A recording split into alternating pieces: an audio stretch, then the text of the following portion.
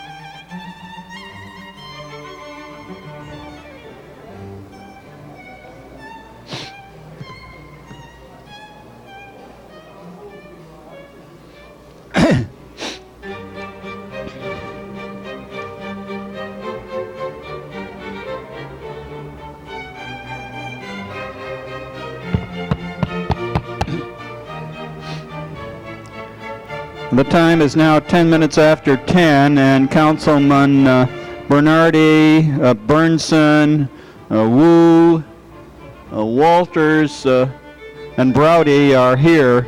Would the other council persons in the building please come to the council chamber?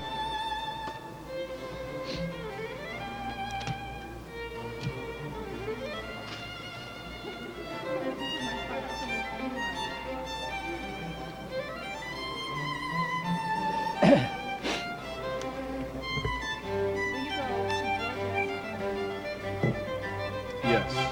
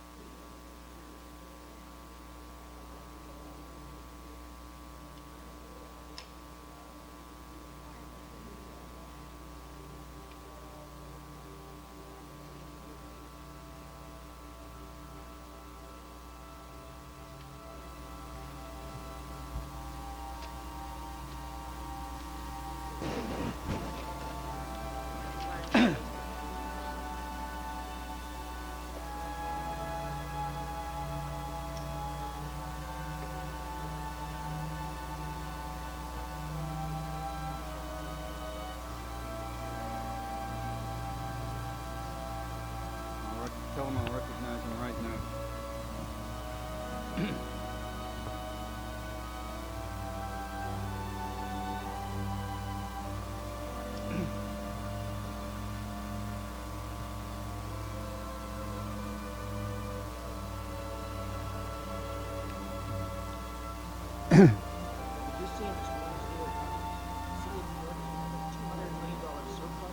No.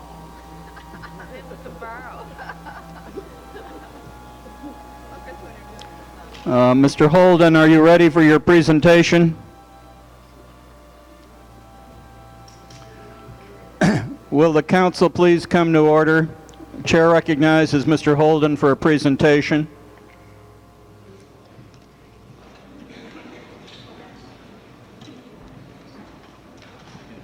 How are you doing? Oh, okay. Mr. President, this is a special honor today. We have Mr. Young Il Kim. We're going to honor him for his act of bravery in pursuing and apprehending a robbery suspect at the risk of a personal injury to himself. On April 1st, 1992, Mr. Kim, who works as a security guard at an office building near 8th and Hoover Street, heard a scream for help from a woman who was being robbed of her purse. Without a moment of hesitation, Mr. Kim proceeded to give chase. After 3 blocks of pursuit, Mr. Kim was able to catch up with the suspect. A fight ensued, and in the end, Mr. Kim was able to neutralize and handcuff the suspect. The suspect, later booked by the LAPD, incidentally, the suspect happened to be a man that was well over 6 foot tall and weighed over 200 pounds. And I got to tell you that Mr. Kim didn't think of his safety, obviously, because he's not close to 6 feet tall, he's not nearly 200 pounds, but he had a will, as most law-abiding citizens have, to apprehend that suspect, the criminal, and bring him to justice without any regard to his safety. And so it's indeed my pleasure, Mr. President, that the entire council, the City of Los Angeles, congratulate Mr. Young Il Kim and give him the certificate of accommodation for a job well done. We need more like you, Mr. Kim.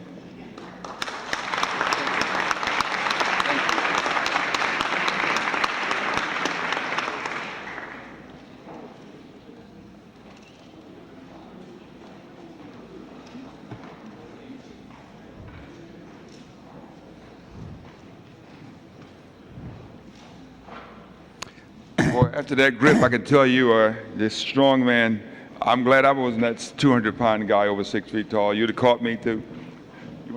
Thank you very much, Councilman Holden. Chair recognizes Mrs. Flores for a presentation.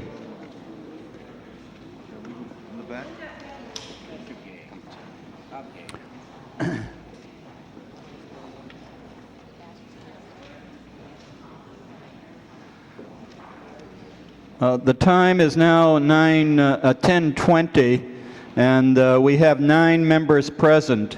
Would the other council persons who are in the building please come to the council chamber so we can start our deliberations?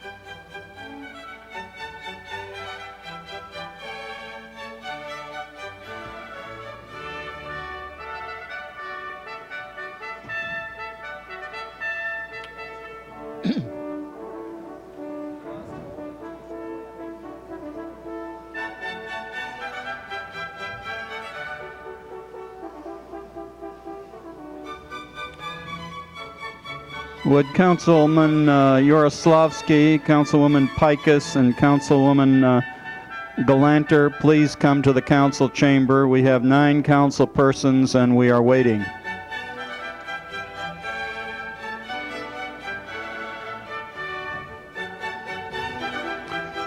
Would the clerk please call the roll?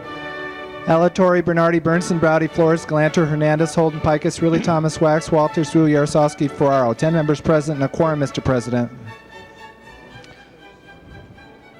First item, please. Approval of the minutes. Record a unanimous vote. Okay. So we'll have to make it the 31st, okay? Next item. Commendatory resolutions for approval. Without objection, unanimous vote. May 1st. Next item. On the regular agenda, item number 1 is a required public hearing. It's an appeal against confirmation of assessment for improvement under the 1911 Act of Nurmi Street and San Fernando Road Lighting District in Council District 7. There have been no requests for to speak. Is there anyone in the audience who would like to speak on item number 1? I see no one and therefore declare the public hearing closed. Is there any discussion on this item? If not, open the roll. Close the roll. 11 eyes. Now that was approved. Next item.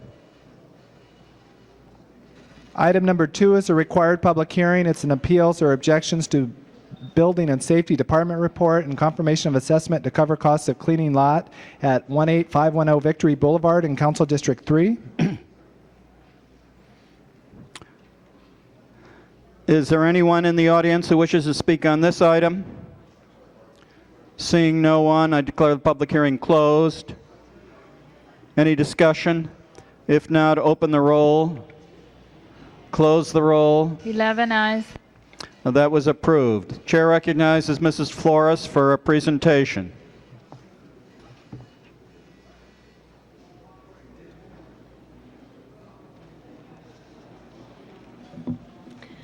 Mr. President, I have a very distinct honor this morning of introducing a visitor to Los Angeles who represents the federal government and the contribution that they have made to the programs we in Los Angeles have been able to give to our constituents through the Community Development Department.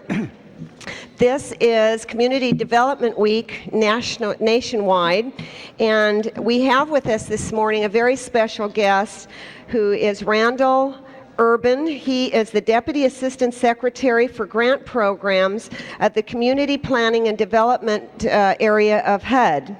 And he was appointed by Jack Kemp. He administers $4.5 billion in federal grants and loan programs, including the Community Block Grant Program, the Home Program, Affordable Housing Program, HOPE Program, and the National Affordable Housing Act of 1990.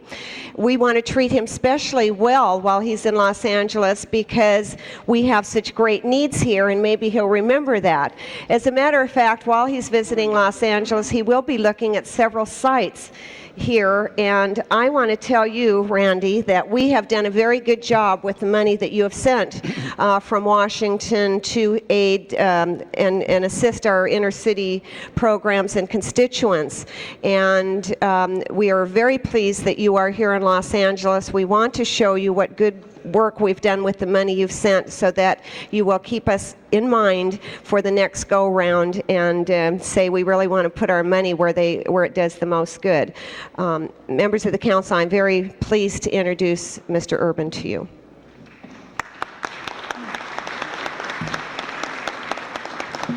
Thank you, Councilwoman Flores and distinguished members of the council. And my only promise is that we'll continue to give LA a goodly portion of the $4.5 billion that I have under my jurisdiction. That's exactly what we wanted to hear. And now, Mr. President, on behalf of Community Development Week, I am pleased to present this proclamation signed by Mayor Tom Bradley and John Ferraro to Parker Anderson, who is the person that makes sure those dollars get spent in the right way and on the right projects. The more that can go into the 15th district, the better. So I got to put in a little help from my district as well. But Parker, we're very pleased that you're participating in this and that we have such a good foot forward here in Los Angeles because of you and your staff. Thank you very much. The Community Development Block Grant Program and the Home Investment Partnerships, which Randall oversees in Washington, represents the two primary vehicles in the City of Los Angeles for dealing with the needs of our poor and disadvantaged. We provide housing, neighborhood facilities, a nonprofit organization, public service, social service to the poor and disadvantaged, our AIDS program, our homeless effort. 75,000 individuals are impacted annually through our various programs through these federal fundings. So it's important that we all take a moment today, and about 200 of our agencies joined us this morning in the forecourt to celebrate the activities that we've all worked together so hard to provide the less fortunate of our citizens. In addition, one of the critical things that we have as part of our block grant program is our homeless effort. And this morning, I'd like to take one moment to recognize Bob Vilmer. Bob would come forward.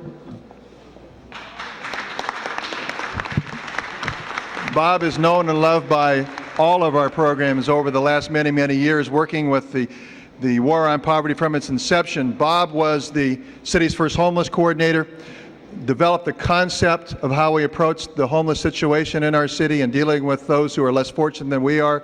Bob established the 15-point program that the city now follows religiously in our effort to deal with the homeless needs. And in addition, established the Homeless Ombuds Program, which received a national award several years ago. He was the heart and soul and guiding light of establishing our entire effort, and so we all thought it was most appropriate on Community Development Block Grant Week and this day to recognize him for his personal efforts in dealing with the needs of the poor and disadvantaged in our community. So Bob, congratulations and thank you very much. Thank you.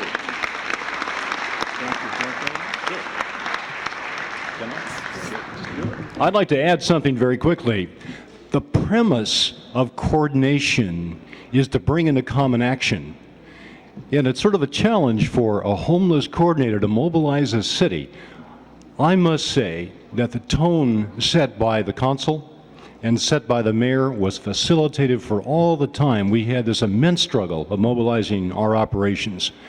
And general services, Department of Transportation, Departments of Recreation and Park, and certainly CDD, in terms of a coordinated effort to take on these massive sheltering programs that we were doing. I'll remember that all my life. It was a wonderful effort. Thank you so much. Thanks, Bob. Thank you very much. I'd also like to recognize Charles Ming, who's the area director of HUD. Charles, if you just raise your hand. Thank you very much for all your support. Thank you very much, Mr. Councilman. Next item, Mr. Clerk. Item number 3 is a required public hearing. It's appeals or objections to Building and Safety Department report and confirmation of assessment to cover costs of cleaning lot at 10657 Enex Avenue and Council District Thank you. 7. Is there anyone in the audience who wishes to speak on this item? If not, the public hearing is closed. Is there any discussion on item number 3? If not, open the roll. Close the roll. 12 eyes. That item was approved. Next item. Item number 4 is a required public hearing. It's a Planning Land Use Management Committee report regarding parcel map appeal by Mount Holyoke Homes relative to 4-lot subdivision at 425 Mount Holyoke Avenue in Council District 11. There are cards on this item, and we'll proceed with a 5-minute public hearing for each side. The first will be Mr. John Bowman.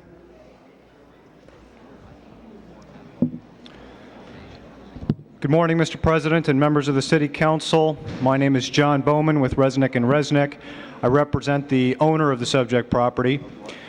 The proposed project consists of a 4-lot single-family subdivision, which not only conforms to the applicable general plan and zoning restrictions, but also is consistent with the established lot pattern in this area. The project represents infill development, and as conditioned by the city's advisory agency, would achieve all of the objectives of the Coastal Act and its interpretive guidelines. Soils and engineering reports, which have been thoroughly reviewed and approved by the city staff, demonstrate that this project can be built safely and, in fact, will stabilize the slopes. The committee recommendation to disapprove this project is based upon a set of findings which is replete with errors and misinformation. A few examples. The findings state that the proposed homes will consist of stilt construction. That is incorrect. These homes will be built on 2.5-foot wide caissons with full foundations. That is simply not the case. The report talks about the other homes in the area being built with 25-foot front yard setbacks. The home immediately to the north of our property, in fact, has a 5-foot setback. The findings refer to the regulations, the restrictions in the Coastal Act on designated designated coastal bluffs. As the advisory agency pointed out, this project is not on one of those designated coastal bluffs. The regulations simply don't apply. I could go on and on. But the point I want to make today is that the Coastal Act and the State Map Act contemplate that when a project such as this can be conditioned so that all the impacts are mitigated and that so that the development is properly designed and sited so that it's physically appropriate for the property, that it should not be disapproved. And to disapprove this project outright on this record violates my client's statutory and constitutional rights, and I urge the City Council to reject the committee recommendation and approve this project. Thank you very much. Mr. Roger Diamond, Yes, may we have some order in the council chamber, please? The people on the side, please remove yourselves if you wish to continue your conversations.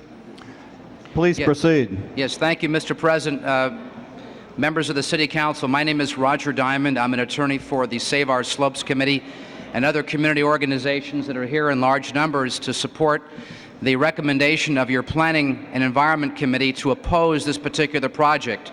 5 members of the Board of Zoning Appeals unanimously voted against the project, and all 3 members of the Planning Committee, Councilman Bernson, Councilman Galanter, Councilman Holden, all voted against the project, and we're here to ask the Council to agree to support the recommendation of the Planning Committee. This project is totally inappropriate for this particular area. The Council has discretion to deny approval of a subdivision map request or a parcel map request, as the photographs of the area indicate. The topography is completely inappropriate.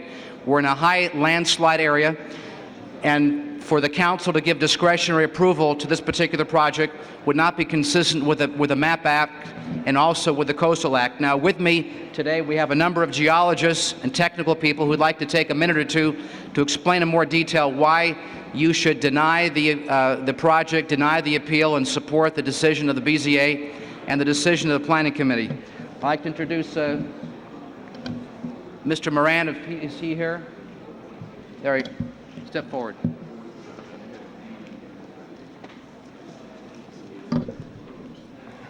My name is Doug Moran. I'm a geologist and engineer, soil engineer, and I've been asked to study the reports and the site in question. I have done so in years past and have expressed my opinions in the past. I'll make it short.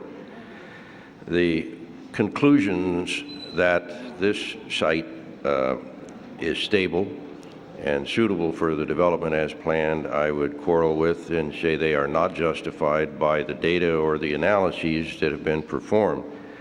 There is evidence of prior slide damage on the property, photographic evidence in air photos, which has been denied in effect by the people who were the proponents of the project.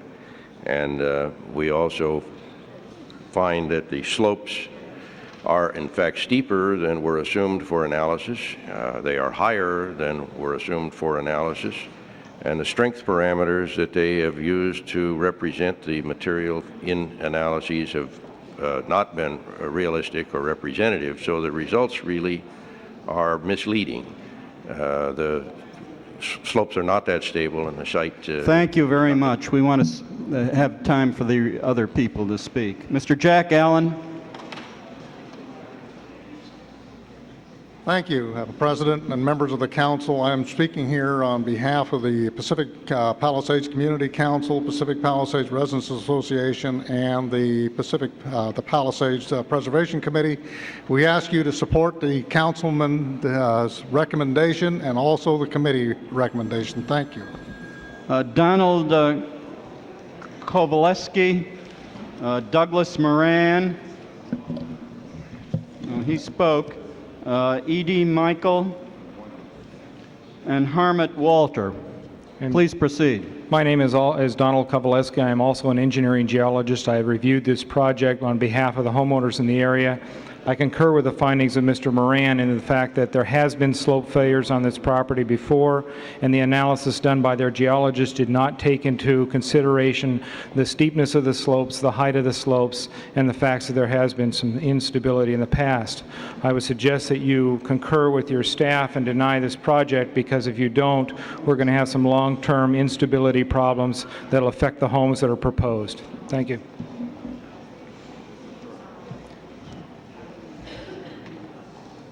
Tom Wood, Arthur Smith, would you come forward, please?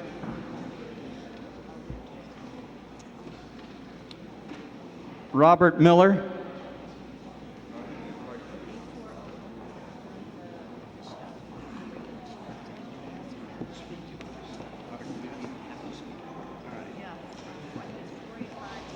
My name is Robert Miller, 406 Mount Holyoke, resident for over 45 years. I was present prior to the studies that have been made, at which time I saw slippage, considerable of it, along the entire block.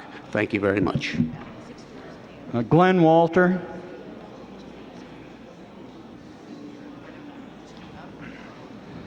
I'm sorry, Mr. Chairman. I'm Don Michael. I didn't know you were calling us with in mass.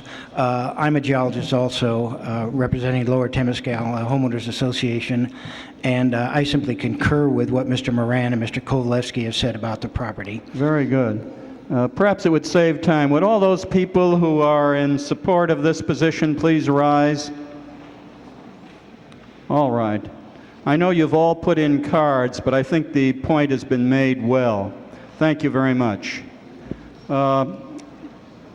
Mr. Bernardi, would you take the chair for a moment?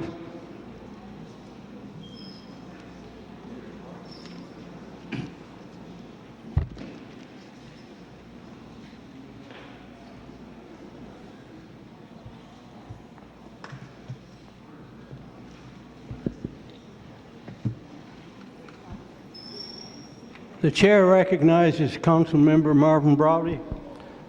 Thank you, Mr. President. This is an item in the 11th Councilmanic District.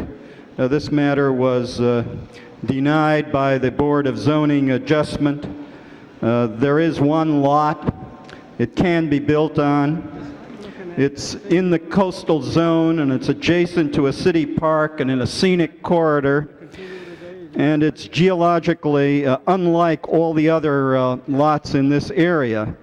And many of you who've driven down the Coast Highway have seen this. There are some houses on the bluffs overlooking the coast, but some of it is a sheer cliff. And this is one of those lots that has no mesa, no flat area, and is a sheer fall. So it ought not to be subdivided in this way. I want to call attention to the findings that were made. There were new findings that were adopted by the Planning Committee, and I want to thank the Planning Committee for its unanimous recommendation. And I ask for an aye vote. And the committee report. This item. Tabulate the vote. 12 ayes. So ordered.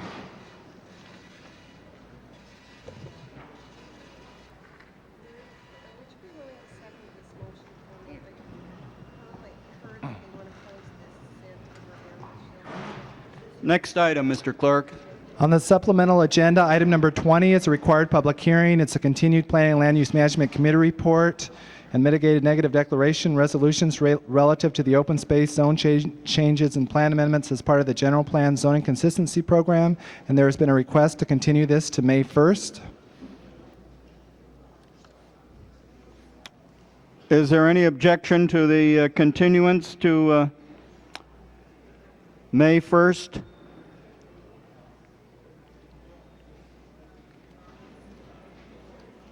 I hear none. Open the roll.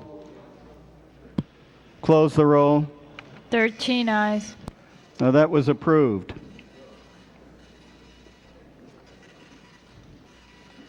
Next item. On the continued agenda, item number 61 is a continued Intergovernmental Relations Committee report. A motion is required because we only have one signature on the report. Mr. Bernardi. There's been a request that this item be continued for 1 day, and I so move that this item be continued for 1 day. You'll only have 10 on Friday, Mr. Bernardi. You want to continue it until Tuesday, or? I refer to the maker of the Mr. Bernardi's motion. time. Mr. Bernardi, what I would suggest is I think it may need to go back to committee for you to work out this language rather than to set a specific date. Fine, that's fine. Have it referred back to committee and have it back here, what, in 2 weeks? On that motion, Mr. Just a moment. Mr. Bernardi, are you finished? I'm finished. Okay. Mr. Wu and then Mr. Holden. If Mr. Bernardi's comfortable with the idea of sending back to committee, that's what I would support. All right. So There's no time involved in here, and I don't think there is with respect to the hearings up in Sacramento. Mr. Holden. Yeah, Michael, they're going to have a recess here in June. Where's this bill right now? No hearings have yet been scheduled. No hearings scheduled on this measure at all? My understanding is that no hearings have been scheduled. When is the on either deadline bill. for the bill to leave the House of Origin? Let me ask the CLA staff to get here. I mean, you got to be a special. What's the number on this bill? Is this a special bill? Was it introduced after the deadline? No, sir, it was not. SB 1330 was introduced January 28th, and it was just scheduled this morning for April 29th, When is the deadline for this bill to get out of committee? May 8th. May 8th. Yes, it is. It is a non-fiscal bill, and it will. That's why it has the May 8th deadline. The fiscal bills already had their And deadline this is passed. the date is the. If you go to committee, it's a good chance you don't get back and get our views known before it goes to the first committee hearing. I see no reason why Mr. Brody suggested Tuesday. Why can't you guys just work this thing out? Because this is a very important measure for the city of Los Angeles. If you can hold it over to Tuesday and then work it out over the weekend between now and Tuesday, that's a lot of time, Mr. Wu. I mean, we want this to happen, I would think. I think the conflict is between Rita Walters and the position I am taking, John Ferraro.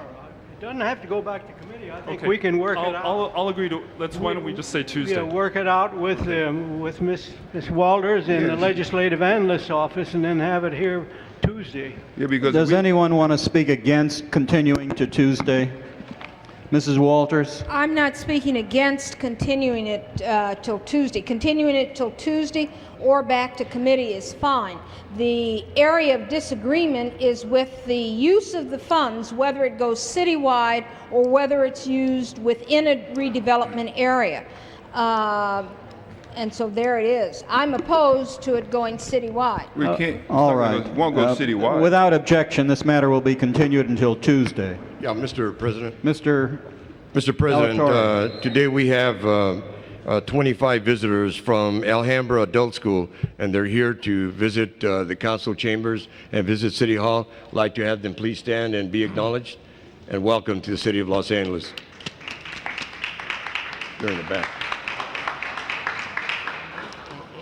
Thank you, Mr. Alatorre. Next item, Mr. Clerk. Item number 62 is a continued closed session. We'll hold those until the end of the session. Next item. Item number 5 on the regular agenda are 35 ordinances, first reading. Is there any discussion on any of these ordinances? If not, open the roll. Close the roll. 13 eyes. That was approved. Next item. Item number 6 is a mitigated negative declaration and ordinance first reading. Is there any discussion of this item? If not, open the roll. Close the roll. 13 eyes. That was approved. Next item. Item number 7 is a Planning and Land Use Management Committee report, mitigated negative declaration and ordinance first reading. Is there any discussion of this item? If not, open the roll, close the roll. 13 eyes. That was approved. Next item. Items 8 through 11 are Budget and Finance Committee reports. Are there any specials, 8 through 11? If not, is there any discussion? Open, wait a minute, 8 through 11, are there any cards? No. I am representing the community, and I have something to bring, and we didn't get a chance to put it Which on the item list. did you wish to speak on? Pardon me? Which item did you wish to speak on? Senior citizens. No, which item on the agenda? Well, it's not on the agenda. We didn't have a chance to get it up here on time. I see. Well, this is not the time for public comment. If you'll put in a card, we'll call on you during the public comment period. I have a card in.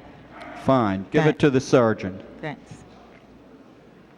Next item is, open the roll on these items. Close the roll. 13 eyes. That was, those were approved. Next item. Items 12 through 14 are Planning and Land Use Management Committee reports. There's the mitigated negative declaration on number 13. Are there any specials on these items? 11 through 13. 12 through 14. 12 through 14.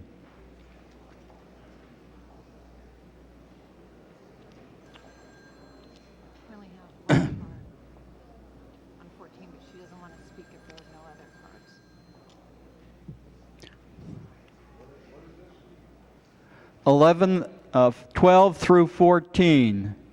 There's one card on 14. Four.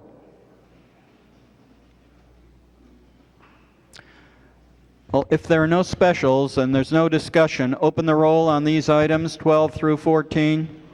Call the roll. 13 eyes. Those are approved. Next item. Item number 15 is a Public Safety Committee report.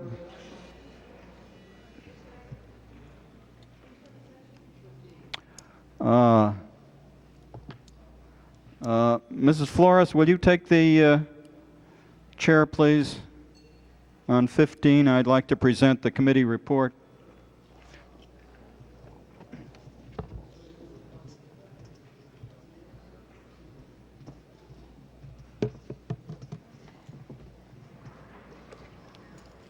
Chair recognizes Mr. Browdy.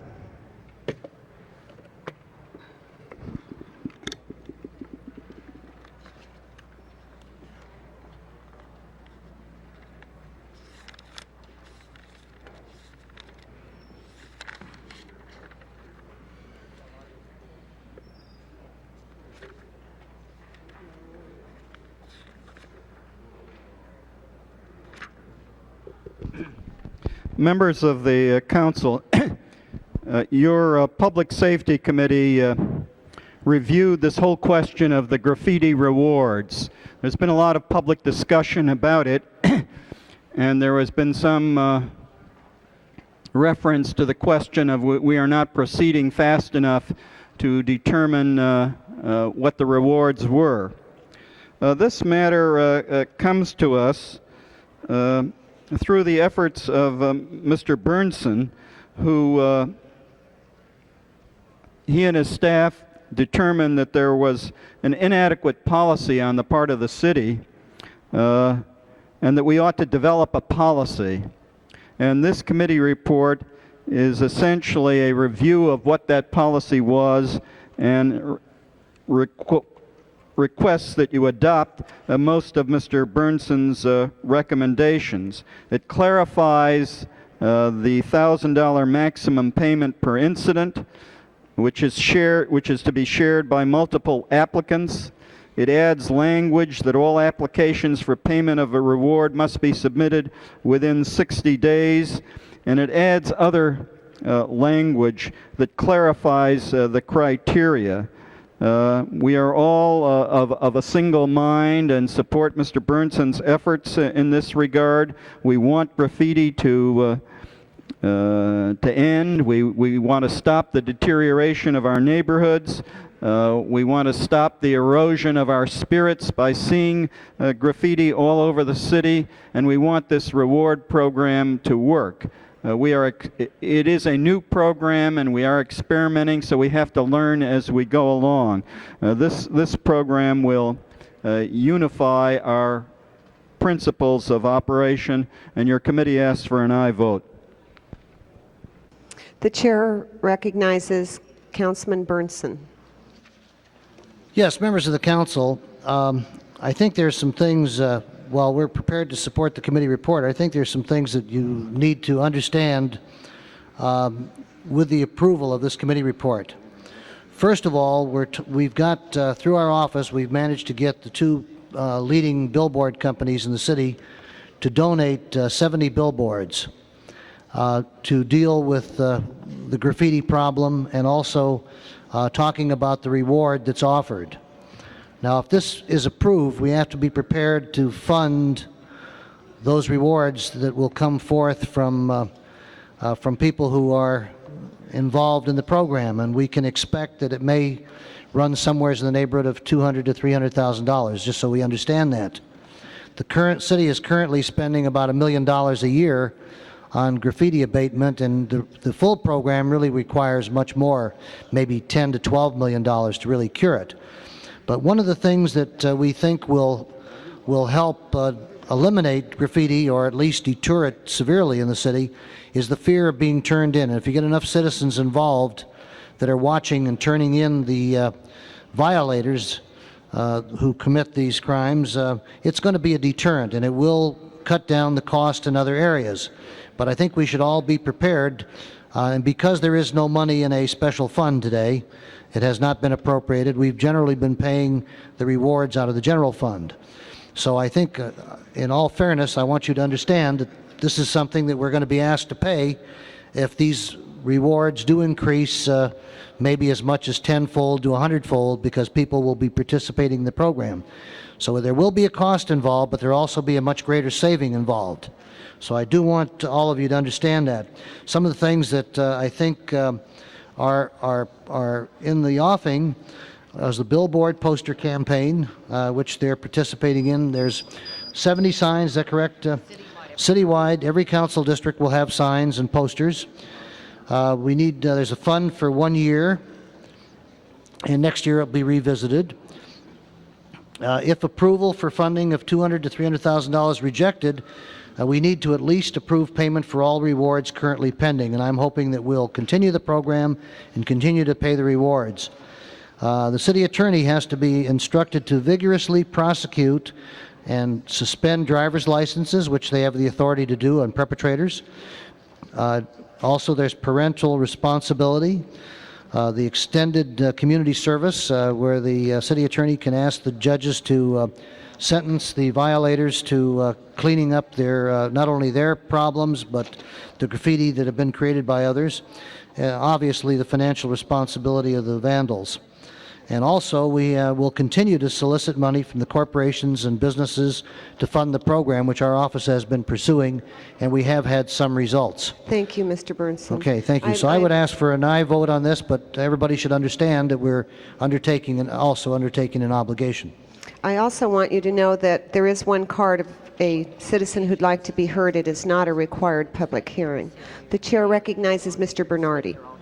Madam President and members of the council, as the one who originally introduced this proposal that was originally adopted by the council that had a $500 limit on it, I heard yesterday that there were some 32 cases that have been somehow been bottled up, and the people that are eligible were entitled to and have not been receiving the money. Is there anyone here who can answer that?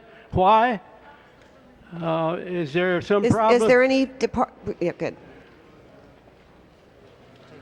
You know, when we make a commitment to citizens in the community and we adopt an ordinance, we promise them we're going to give them a reward if they help the city in this important program, and then suddenly we stall and delay paying the people, and we can effectively kill the program by continuing that procedure. What is the story? How many claims have been declared valid and that we're not now paying. We have, some of them been here for quite a long time. Correct. There are 21 claims that are currently pending and awaiting approval. They meet the criteria, and they will be transmitted to the Public Safety Committee and on to the City Council. Another 19, though, we have not determined if they've met the criteria yet. So it's true, there are a total of 30 outstanding, but 19 of those we do not know if they meet the criteria. What's been the holdup on the 21 that Councilman, the council asked, this was a pilot program, and the council asked us to take a look at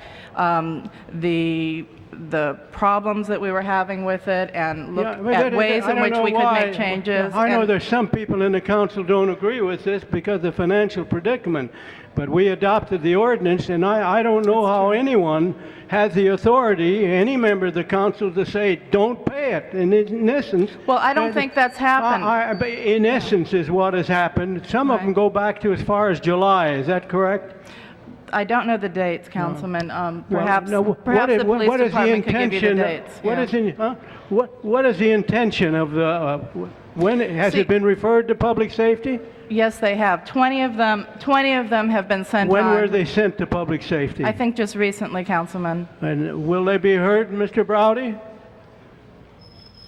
Because we're getting calls from the people who They will be on the agenda at the earliest possible time. Well, Monday is the earliest possible time that you have a meeting, and I think we better get this clarified, and so we assure the people that if they do what we're asking them to do, they will be paid, and if they qualify, they'll be paid, and they'll be paid promptly. One of the concerns that we have is that once the people in the pipeline are paid, there will be no more money in the fund. And we need to really fund this at a level that all of the claimants will receive compensations. And that's a big problem. I think what you should have done, the money, how much money is in the fund now? $34,500. Well, you should have paid the $34,000 and then come to the or while you're paying it, come We're to in the process of doing that now. Thank you, Mr. Bernardi. The chair recognizes Mr. Wax. Well, I just want to reiterate a lot what Mr. Burnson said and Mr. Bernardi. This city is getting filthier and filthier, and we have an obligation to keep it clean. And one of it is to deal with graffiti. We will never get this problem solved until we undertake it as a regular city service. I have maintained that from day one, that the city should clean graffiti like it picks up rubbish and does everything else. It should be a regular city service. And I think next to public safety, cleanliness has to be the top priority. I'm dismayed that as just taking an initial look at the budget that's been presented to the council already by the mayor, money for contracts for graffiti services are being eliminated from the meager effort that we have today. So we're going to sit there with no regular service, a diminishment of the amount of funds we now devote for contracting out, and now we're sitting here maybe arguing that we're not going to fund a reward program. First of all, I think you have to fund it. I think if we pass this and if we have a law and someone makes a legitimate claim, I think that you're going to have to find the money for it, and we should. But I don't think that we should. This has been an ongoing issue, and we're probably not going to have the big debate over it today, but it does raise the issue again of how committed this city is to trying to deal with graffiti. And I am telling you that it's just going to get to a point where finally some of the council members who represent areas that don't have as much graffiti are going to get as upset about it as those of us who do, and try to really commit ourselves to doing something about it. You will not have a livable city if you have a filthy city, and you cannot have a clean city if graffiti is allowed to go. And the only way to deal with it is to wipe it out when it gets there, and to really be tough on people who get caught for doing it. Maybe we chopped a few hands off, I should hate to use the expression, we'd stop all this nonsense. But it's about time we came to realizing that you keep the city clean, you should, like you do for your own house and your own property, with a little sense of pride and everyone pitching in. But until then, I think we've got to have a system like a reward system. It is a useful tool, and it can't be meaningful at all if it isn't backed up with resources. So let's back this program today, but let's use it as a reminder of what we have to do overall to clean up graffiti. Chair recognizes Mr. Hernandez.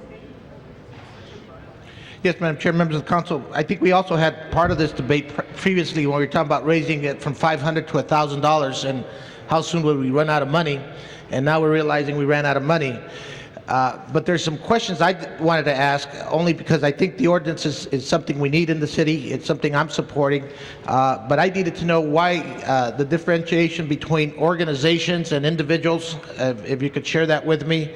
And then the second question I had, you talk about 60-day time frame where they have to file their claim. Is that 60 days from conviction or 60 days from turning someone in? And the third question I had, is the city attorney actually prosecuting and convicting people in these cases, because they've been prioritizing their cases as to what they're going to spend their efforts, and the cost factor is also affecting what they can do. If you could please answer those questions for me. Councilman, I can address the first two, and perhaps the city attorney can address the third. But with respect to awarding the award to a natural person as opposed to a corporation or an organization, we believe that, and on advice of the city attorney, that the purpose of these rewards are for people, citizens who act above and beyond the call of duty, and not for an organization or a corporation who is in business to be rewarded by the city. And so that was the purpose of that clarification. The 60-day limit is 60 days from the date of the incident, and that was put in there primarily for administrative purposes. We have had incidences where we've had multiple claimants, and in order to keep track of all of the people that are making claims, we felt that 60 days was a reasonable period for somebody to make a claim for that reward. Right, but if there isn't a conviction, or the city attorney... after the claim is made, then the information is transmitted to the police department, and the police department checks and makes sure that the claim is a valid claim and the claimant meets all of the criteria of the ordinance in order to actually qualify for it. So then it's not depending on there being a conviction of that individual? Yes, it is. In order to receive some adjudication, because for juveniles there isn't exactly a conviction, but some adjudication has to occur before the reward is given. Okay, and then I guess City Attorney, would answer the third question first? Yeah. My understanding is that our office is prosecuting violations of the graffiti ordinance and seeking stiff sentences when they get convictions. So then when Mr. Bernardi mentions the ones that are pending, have there been convictions on all those cases? On 20 of those, Councilman. On 20 of them, yes. Okay. Excuse me, 21. Thank you. The chair recognizes Councilman Holden. Yeah, I just wanted to respond to Mr. Wax. Mr. Joe, we do care about this city, and that's why we have so many laws in the book to try to help clean it up, to provide for some kind of protection. But no matter what we seem to be able to do legally, these guys go out and paint up the city anyway. I just saw in the paper the other day where Caltrans is spending more than $2,000 per sign, I think it's something like that, to put this barbed wire fence around those freeway signs to protect it from the shall we say raiders, guys going in there to raid the area and put graffiti all over those signs, to deface those signs. It's really a shame that we have to spend that kind of money or waste that kind of money. At the best of my recollection, I believe that article also said something about 80% of the graffiti in the state of California is right here in LA County, which shows that no matter what we do, it's just like trying to sweep the ocean back with a broom. It's still not enough. But we're doing all we can. These amendments are good.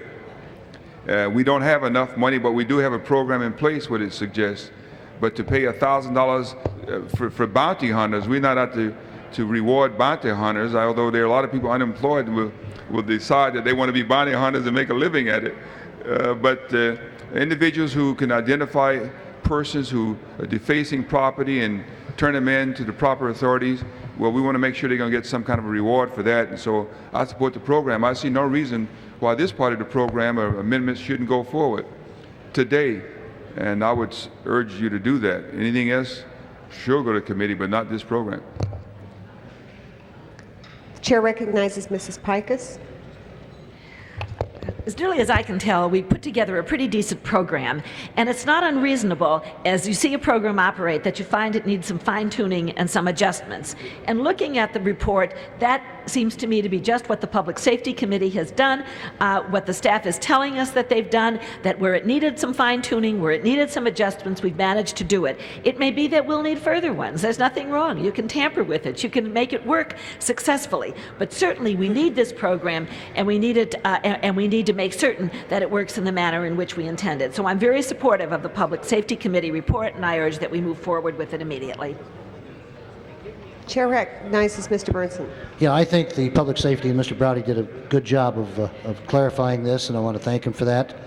Also, I think you have some posters that you want to show the council. Just briefly, just hold them up so they can see it. I'm Delphia Jones with Operation Clean Sweep, and I brought one of the posters that Delphia, will be... you're taking my time. Please, just hold them up, okay? Because I've got a couple things more I want to say. Okay. You can show them around the council while I'm talking. Joel, I agree with you, and I've come full circle on this thing. I think we're going to have to, the city's going to have to take responsibility for cleanup. And, you know, maybe the reason that there's so much of this committed that because there's no fear of punishment. You know, driver's licenses are not being taken. And Joel, you kiddingly said cut off the hands, okay? In the Middle East, that's what they would do, and believe me, there's no graffiti there. And maybe we ought to, maybe there's the state legislature or somebody ought to consider corporal punishment for people convicted of vandalizing and graffitiizing our city.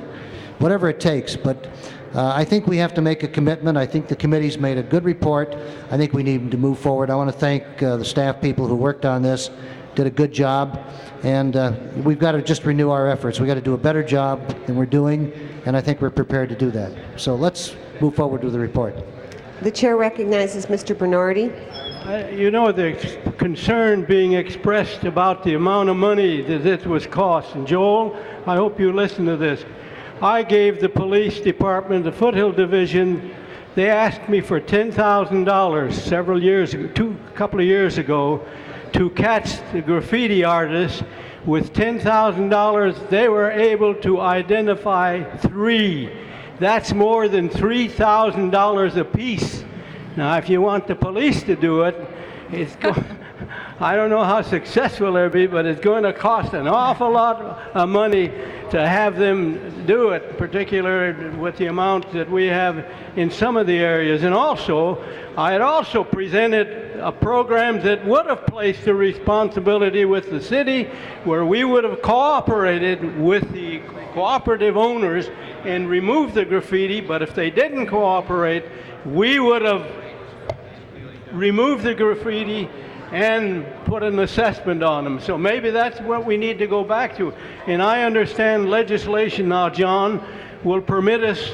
There was some question about legislation allowing the city to do that. Do you recall that in any way?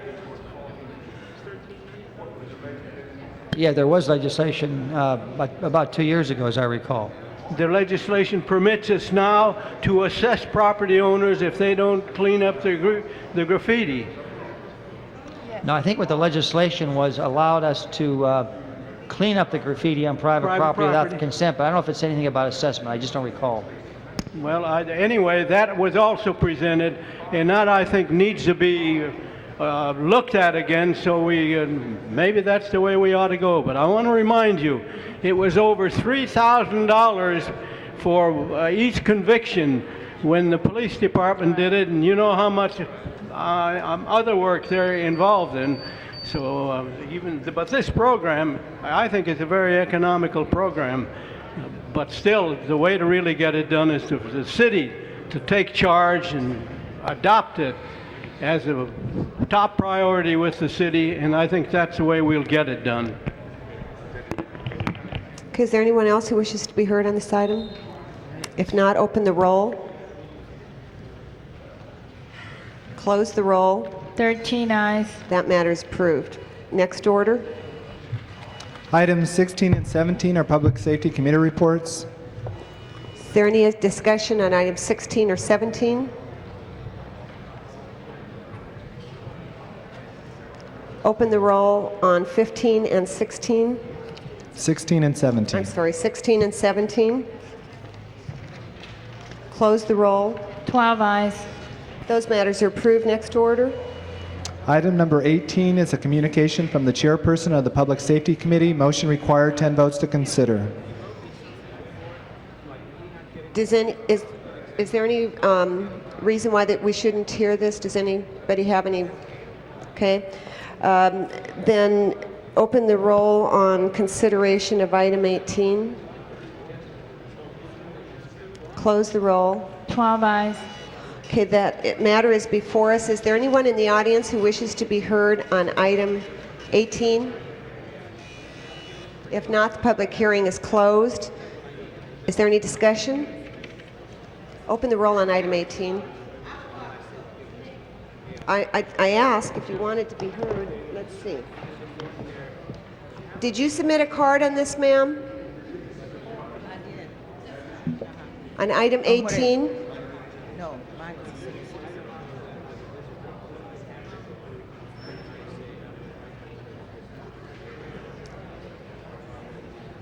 Okay, she doesn't want to be heard on this item, so open the roll on 18. Close the roll. 13 eyes. Okay, that matter is approved. Next item is 19. Item number 19 is a Rule 16 motion, 10 votes to consider. Okay, open the roll on consideration. Close the roll. 13 eyes. Item 19 is before us. Does anyone in the audience wish to be heard on item 19? If not, is there any discussion? Open the roll. Close the roll. 13 eyes. Okay, that matter is approved. Next order. On the supplemental agenda, item number 21 is the ordinance first reading. Is there any discussion on item 21? Open the roll. Close the roll. 13 eyes. That matter is approved. Next order. Items 22 through 29 are committee reports, and there's amending motion 29A. Okay, 29A will be called special. Are there any other specials on items 22 through 29? If not, open the roll on items 22 through 28. Close the roll. 13 eyes. Next order. Item number 30 is a Public Safety Committee report and general exemption. Okay, that item is called special. Next order. Item number 31 is a Public Safety Committee report. There's a motion required on recommendation number 2 only. Okay, that is called special. Next order. Items 32 through 33 are Public Safety Committee reports. Those items are called special. Next order. Item 34 is a closed session. Okay, next order. Brings us, item number 29 is called special. Who called 29 special? Okay. That has amending motion 29A.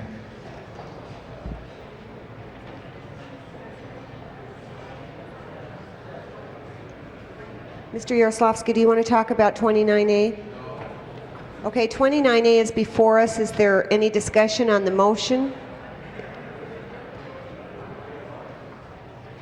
It's an amending motion, that's all it is. Okay. It just ensures that we will get paid, that the $4.5 million loan will be repaid in the soonest possible time frame to the redevelopment agency so that they can continue the revitalization of Spring Street. I don't think anybody has a problem with this. This is... Okay, then open the roll on the amendment.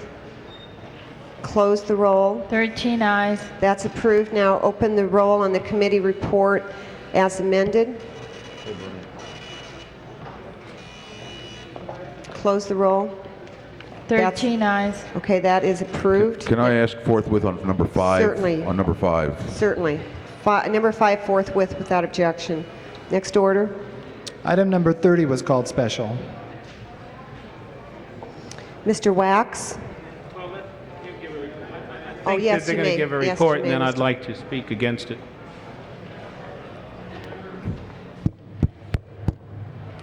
Members of the council, item 30 comes from your Public Safety Committee and has to do with increasing the dog's license fee by $2 to $10.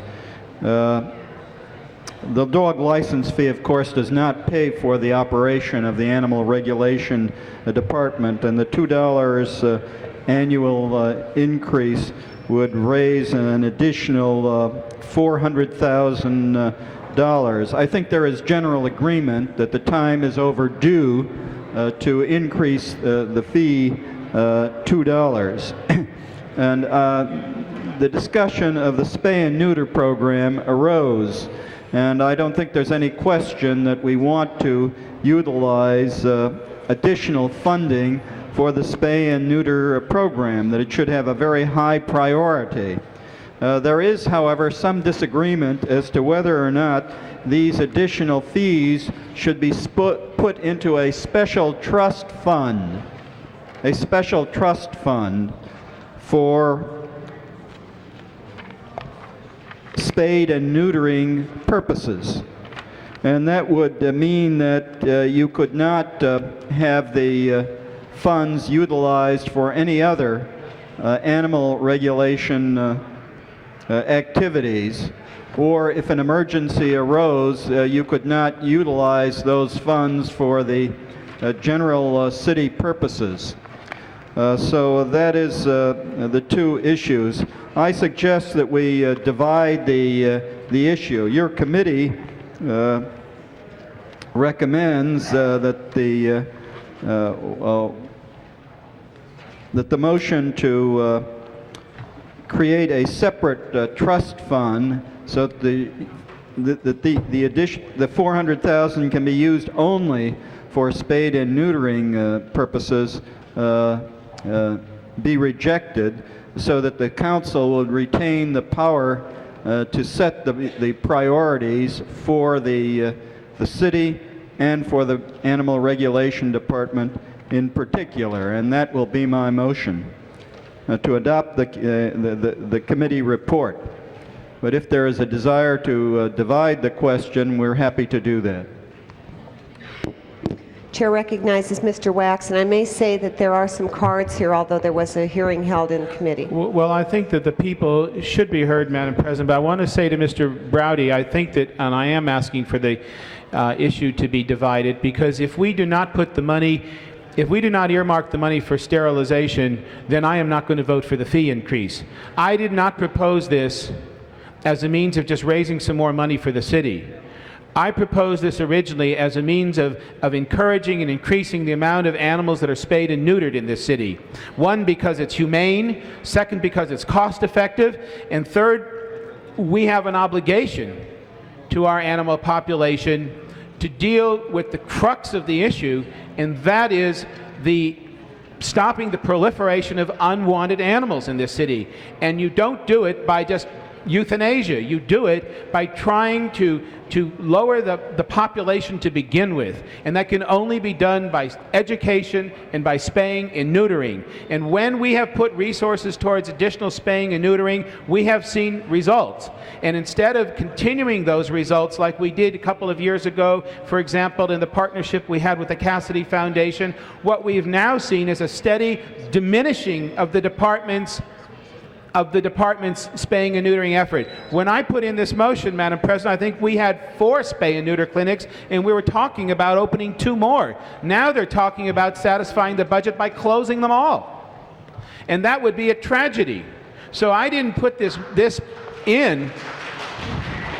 I did not put this in just to raise some money for the city. I put this in as a means of increasing rather than decreasing the city's commitment to spaying and neutering, because in the long run you're going to save a lot more money by not having the unwanted population in the first place than you are by trying to go out and catch them and then put them to sleep as we're doing now in increasing numbers.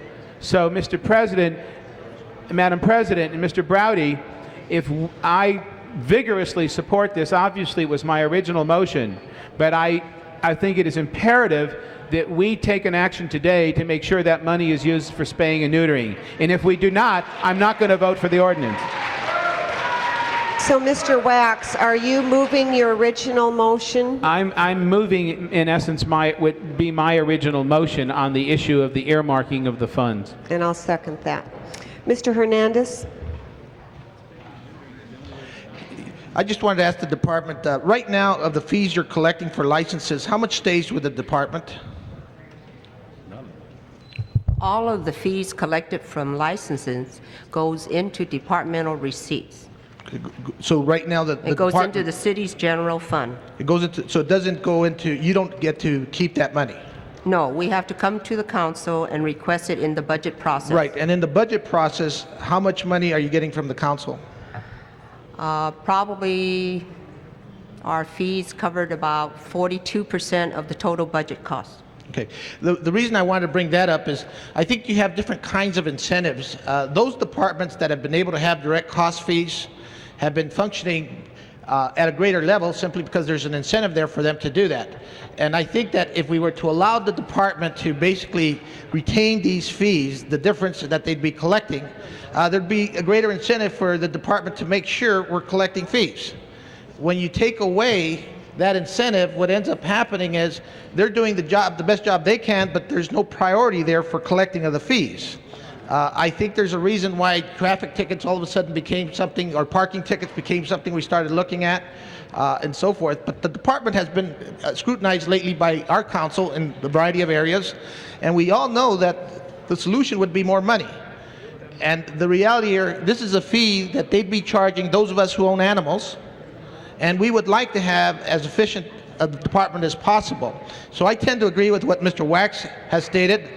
I want the question divided, and I'd like the department to be able to retain that difference in fees. And I also think that maybe the general fund wouldn't be taxed as much if we were to allow them to do that.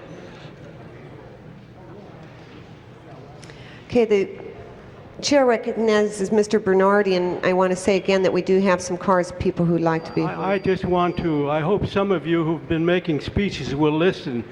With the private neutering and spaying, it costs $28 per animal. In the city's program, it costs $64 per animal. And the problem I had, and I've told and made these comments to the general manager and committee, I was not about to create a special fund because I think, and Ms. Galander has been deeply concerned about it, there's been a substantial misuse of the funds because that were under the department's control, where the money didn't go for the private agencies that can do it here and have been doing it for $28. But Mr. Wax, just as soon as they go out for proposals, well, just as soon as the city goes out for proposals with the private sector to do all of the spaying and neutering, then I'm prepared to put that money into the trust fund. But until that happens, then I understand there's going to be a change in managership. Is that correct? Has he left already? Excuse me, Councilman Bernardi. Yeah. Begging your pardon, I just want to state that the Animal Sterilization Fund, to which we are recommending the $2 increase in license fee be deposited in, is covered by state law. We are precluded from using those monies for anything with the exception of sterilization and education. Now wait, if you wait till I finish, because the management has been using salary savings, even though the Budget and Finance Committee ordered them not to use those funds in operating the city program.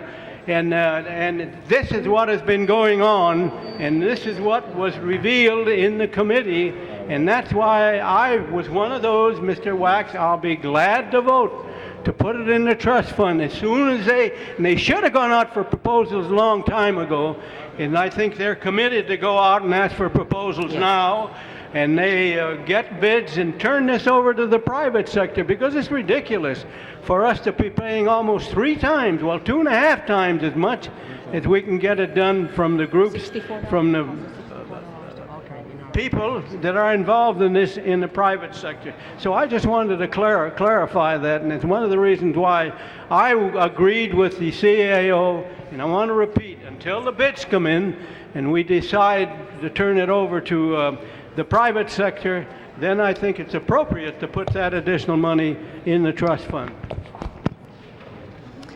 The chair recognizes Mr. Bernson. Yes, members of the council, I think one of the most important things we can do is fund a neutering program and spaying program, because we eliminate a lot of the problems and suffering that these animals are subjected to if we don't. But like Joel, I don't want to increase license fees unless it's going to be used for that purpose. So I would agree with the trust fund, except from what I just heard from Mr. Bernardi. I don't understand why there's such a disparity of costs between the private sector neutering and between the department doing it. There's no excuse for that. And if we're going to approve this thing, it needs to be approved to go out to the least costly and get the most bang for our buck. And I understand that item 31, which is next on the agenda, deals with this very subject. So what I'd like to do is ask Mr. Browdy, and perhaps we ought to consider the two items together.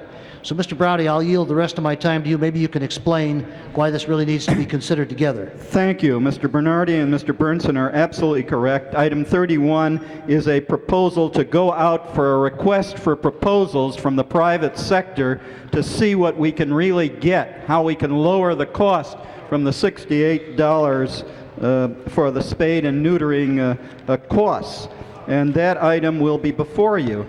And I want to tell people in the audience that there's no danger of the spade and neuter project being funded, because in the mayor's proposed budget there is $320,000 allocated. So either way, whether the money goes into the budget or doesn't, the money will be provided.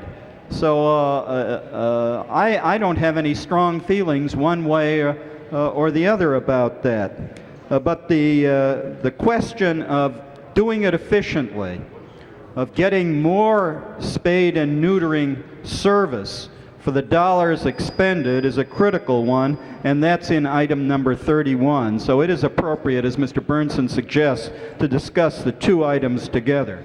Without objection, we will henceforth be discussing both matters. Chair recognizes Ms. Galanter. Ruth?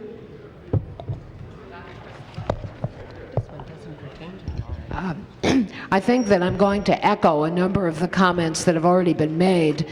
It seems to me that there is nothing more effective than a really good spay and neuter program to reduce the population in the animal shelters and the need for the department to handle so many animals in the course of a year, and particularly to destroy so many animals in the course of the year.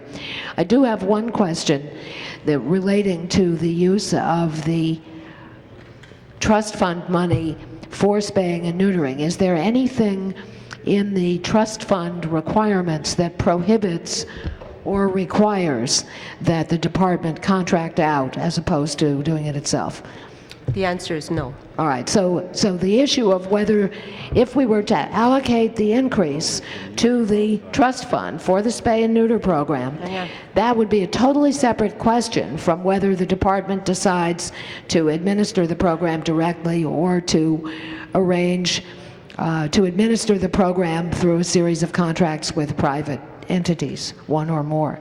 I think it's important for us to keep that in mind as we vote, that it is not, for those of you who favor spaying and neutering only if the department doesn't do it, I think you've got a terrible dilemma. And I would urge you to vote each question on the basis of your principled response to that. If you favor maintaining the money for a spay and neuter program, I think you need to vote to do that, as I will do. If you then, with respect to the next item, item 31, you favor contracting out, that's a separate question from whether you favor having the money in the spay and neuter program.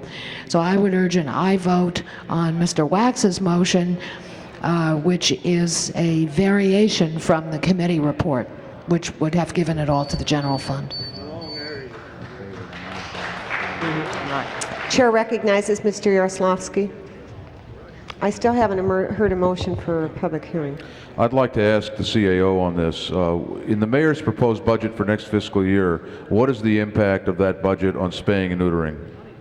We have placed $320,000 in the contractual services account, which is the equivalent dollars of that $2 increase, so that for low-cost spay and neuter by the private sector. I'm sorry. Could you speak directly into the Oh, mic? sorry. I'm having trouble Okay. hearing you. He's put $320,000 into a special Into the contractual services contractual services account of the Animal Regulation Department? of the Animal Regulation Department to pay for low-cost spay and neuters by the private sector. All right. And how does that compare to... How does that how does that deal with item 31? It will pay for item 31. Does it assume that item 31 will be approved? Yes. So it's a private contracting Right. commitment. Right. That's the cheapest way to do this. Yes. What's the other way to do it? That the animal Well, regs do it? Well, if the money were placed in the trust fund, then Animal Reg would be administering that money. But in the trust fund, the money can be used for sterilization or sterilization-related activities. If it's in the contractual services account, it can only be used for low-cost sterilization. So that money is specifically earmarked for that purpose. Is there any debate about whether there ought to be this ought to be contracted out? No, there hasn't No. been. All right. The So- clinics are going to be closing on July 1st. So in essence, Mr. Wax's motion would just reassert what is already in the mayor's 92-93 budget. Is that right? I'm asking the CAO, Joel. You weren't listening to the questions I Except- was asking before. The money will be placed in the contractual services account as opposed to a special fund. That's the difference. The contractual services account money could only be used for spaying and neutering? Yes. So then Mr. Wax's motion does not do any harm to the mayor's budget? No. Is that correct? Right. Yes. So it is consistent to the mayor's budget? Consistent with the mayor's budget? It's consistent with the intent of how that money should be used. His motion would place the money in a special fund that's under the control of the general manager. The general fund dollars are under the control of the mayor and council. I understand, but this is in a contractual services account. This contractual services account in animal regulation Right. that the mayor has put the $320,000 in, is that under the control of the general manager or under the mayor and council? It's under the control of the mayor and council. Those dollars, it's a line item, and those dollars need to be used for that purpose. If he wants to transfer those dollars to another account, he needs to go through the CAO's office. But if the general manager wants, if we don't approve Mr. Wax's motion, hypothetically, Right. on July 1st, when that budget kicks in, assuming that provision is approved, does the general manager have the right to draw on that money for low-cost spaying and neutering without council approval? Yes. So the only reason you would need mayor council approval to do anything with that 320 grand is to do something other than low-cost spaying and neutering. Right. So that Mr. Wax, let me just finish, if I can, for 1 second. So Mr. Wax's motion, in essence, just his motion does not do damage to what's in the mayor's proposed budget. The intent of the mayor's budget is to spend this money. Is this 320 grand assuming the $2 increase? Assuming the $2 increase goes to the general fund. If you approve the $2 going to a special fund and this item stays in the mayor's proposed budget and the council does not pull that out, then you're going to be having $640,000. Well, then let me ask Mr. Wax Now, wait a minute. You said it was only going to be Let 1 me second. ask- You're going to have to press your button again. The chair recognizes Ms. Do you have any Pikus. problem? I thought I understood what we were doing, but I'm really very, very confused. Would somebody tell us what is before us in the report of the Public Safety Committee? Can you say what, if we approve the Public Safety Committee report, what we're doing? For item 30, what you will be doing is you'll be placing the $2 increase to the general fund. Okay, but you said, but I hear you saying it goes to the general fund, but it goes into a specific contractual services account that will be used. We take an equivalent dollars and place that amount into the contractual services account. Okay, so it's all general fund money. Okay, we're increasing the fee by $2. Right. The purpose of that is for spaying and neutering. Well, but that was Mr. Wax's original proposal. That money, you anticipate it will raise $320,000? Okay, so if it there is already a line item in the budget that puts $320,000 in the contractual services account to be used for this purpose. Yes. It's a line item, it's going to be used in that way. Right. Therefore, if we approve this report and that money goes into the general fund, we're still approving the using of it for that purpose. It's essentially an It's a wash. Okay. If we put it in the animal sterilization fund, then we're really giving $640,000 for this purpose. Is that correct? Right. And Unless okay. unless the $320,000 that's in the mayor's proposed budget gets pulled out. That's right. Okay. Well, all right, then, as it stands now, it seems to me it makes sense to approve that Public Safety Committee report and put that money in the general fund, because there is an equivalent amount of money in the general fund that is used for contracting out for spay and neutering. So I'm supporting increasing spaying and neutering because it's very important, but through the mayor's budget as proposed. Can I just, I must clarify this, you're not giving the full story. Who's up now? Can I? Mr. Browdy's up, and then you're up. Well, while he's talking, could I respond? I need to address Mrs. Pikus and Mr. Yaroslavsky's points that were raised. Joy, right now, according to the CAO, the city is spending $570,000 on spaying and neutering, of which we get about $144,000 in from revenues, and which the rest of it we're subsidizing out of the general fund. What the mayor has proposed doing is eliminating our $570,000 spay and neuter clinic effort and replace it with $300 and some odd thousand for contracting. If under the current mayor's budget, we won't even be doing with that $320 or $350 by privatization, we'll barely be doing as much as we're now doing with the money in our shelters. My proposal was to raise the fees and do more. If we do what the Public Safety Committee recommendation is, we'll raise the fees just to pay for what we're now doing. And that would be terrible. But it's my understanding that if we don't do it ourselves, where the cost is $64, I thought I heard. Per 45. 45, that we will get more value for our money by the contracting out. All right, so Joy, let's the mayor's get the point, estimate of how many we do and how the many mayor's we're gonna do. $300 and some odd $1,000 was intended by privatization to provide the equivalent of what we're now doing with $500 and some in our shelters. Fine. What I wanted to do was raise an additional $2 to spay and neuter more. If we don't do that, what we'll really be doing is raising the fee and simply paying for that equivalent privatization fee. And that would be an absolute sham. Can I ask how many animals we spay and neuter with the money that we currently have in the current budget, and how many it's anticipated we will be able to do under contracting out? Right now, the department is sterilizing approximately 5,000 animals a year. This $320,000 will pay for about 10,000 sterilizations. Okay. Excuse me, ma'am. Okay, so that we're really getting more bang for our buck by doing it in this fashion. Is that right, Elsa? I think the bottom line is whether I will have to come before you or the new general manager will have to come before the council to get an appropriation on a yearly basis.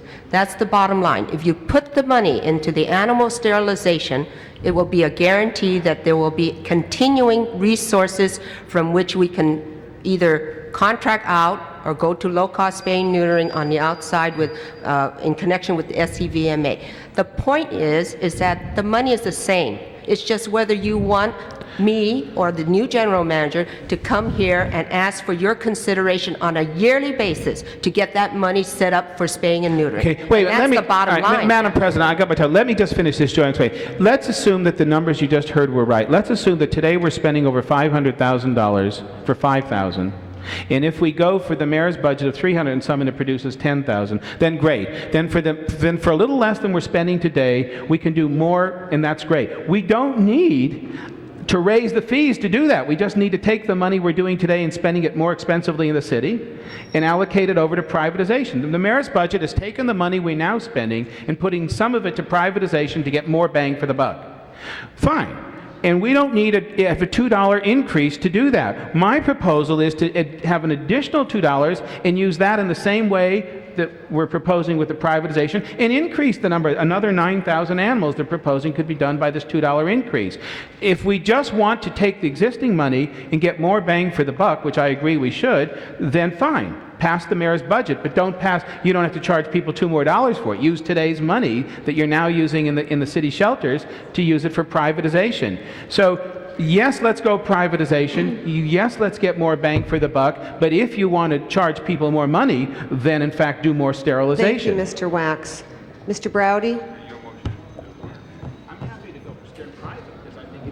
I'm really delighted and thrilled by this conversation because it has become clear that this council wants low-cost spade and neutering. It wants to get the maximum amount of money for the buck.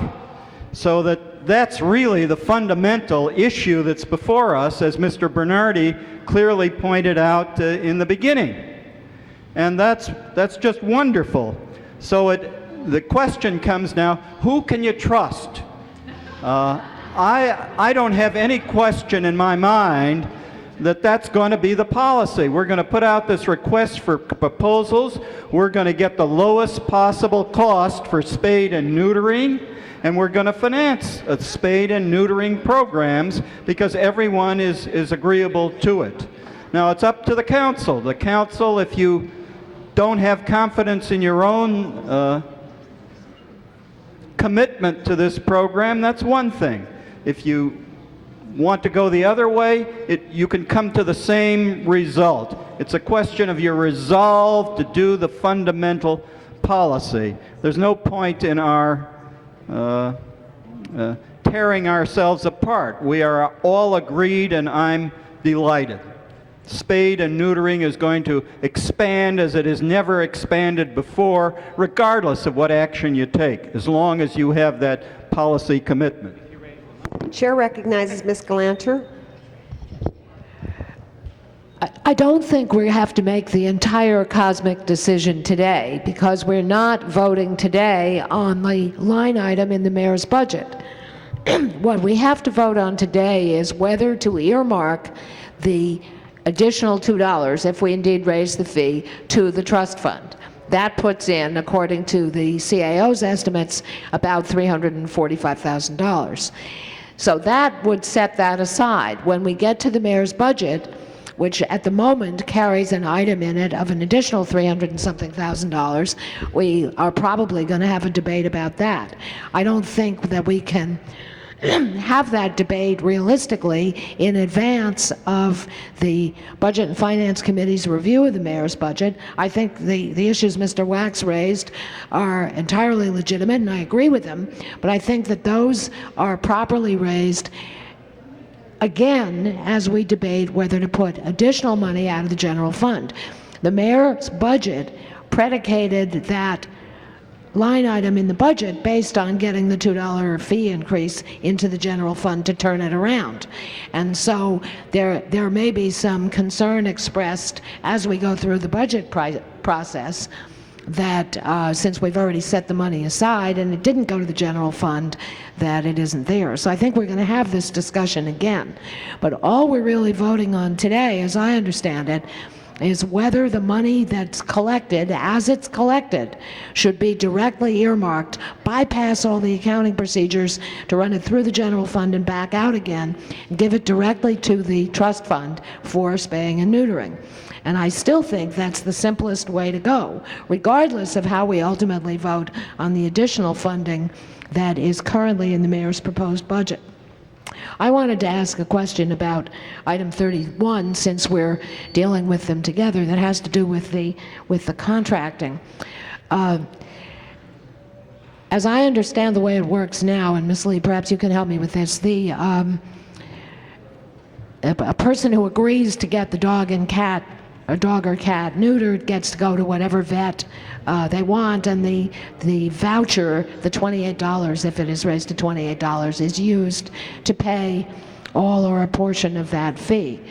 But you go to any vet you want and you pay whatever that vet charges and you get 28 of it back. Is that pretty much correct? No, that's not quite right. The only amount of the full veterinary fee that we subsidize is $28. No, that's what I'm saying. I think that sorry. I'm understanding it correctly. My question is, if you were to contract out, would you be continuing that same process, which is essentially a voucher? And if the vet charges more than 28, the individual makes up the difference. Or would you be going to a particular clinic or set of clinics which agrees to do the job, and instead of the person just going to any vet that they chose? Right now, we have several agreements for all parts of the city, an agreement set up with the SCVMA veterinarians. They have agreed to do surgeries for approximately $40. It averages out to $44. We do pay a subsidy of $28, and the citizen who utilizes these services pays the difference. Thank you, Ms. Galante. Well, the question was, is it your intention to continue it that way, or would it be a series of... It is our intention to continue with this and try to solicit and get more low-cost vets to subscribe to this program. It is also our intent to present to the council a request for proposal to possibly lease out the 2 clinics that we now have at the North Central and the East Valley shelter to a private vet, to make use of the physical facilities that we are vacating on July 1st. My last question is, do you have a mechanism for following up whether someone who says they are going to have their animal fixed actually does it? Yes, we take their deposit if they adopt a pet from our shelters, and they are not reimbursed the $20 and $14 that they put up to guarantee sterilization without. We need to have proof, and they have been doing that. Okay, The thank chair you. recognizes Mr. Yaroslavsky. Ms. Fishman, the CAO, what is the situation with this money that is the Animal Regulation Department this year able to fulfill its responsibilities for spaying and neutering under the budget they were given? No, they're not. As part of this year's budget, the department had submitted the spay and neuter clinic as their cut, this current operating budget. So right now, all the positions and the clinics are unfunded. The department's going to require at the mid-year an appropriation of approximately $325,000 to make up for their deficit in salaries. Where's that money going to come from? The reserve fund? Police department salary surplus? Wherever that's our reserve fund right now. So explain to me something. If you're saying the Animal Regulation Department submitted as its cut mid-year spaying and neutering clinics? No, as part of the budget cut for this fiscal year. For this fiscal year, last year this time, their cuts package, the first items in their cut package were the low-cost spay and neuter clinics. Because there were no layoffs, they were not able to close the clinics. So they've been carrying those personnel, which is the equivalent of staff for 2 spay and neuter teams. So they, in fact, did not make the cut. Well, they weren't able to. They said they were not able to, so we're now picking up, we're going to have to pick up the tab out of some other department. Right. All right. And so therefore, the $500,000 that's been talked about here doesn't exist, other than in a transfer from the reserve fund. Right. Does not exist in the department's budget. So what is the implication then for next year of this discussion? Well, the spay and neuter clinics are going to be closed.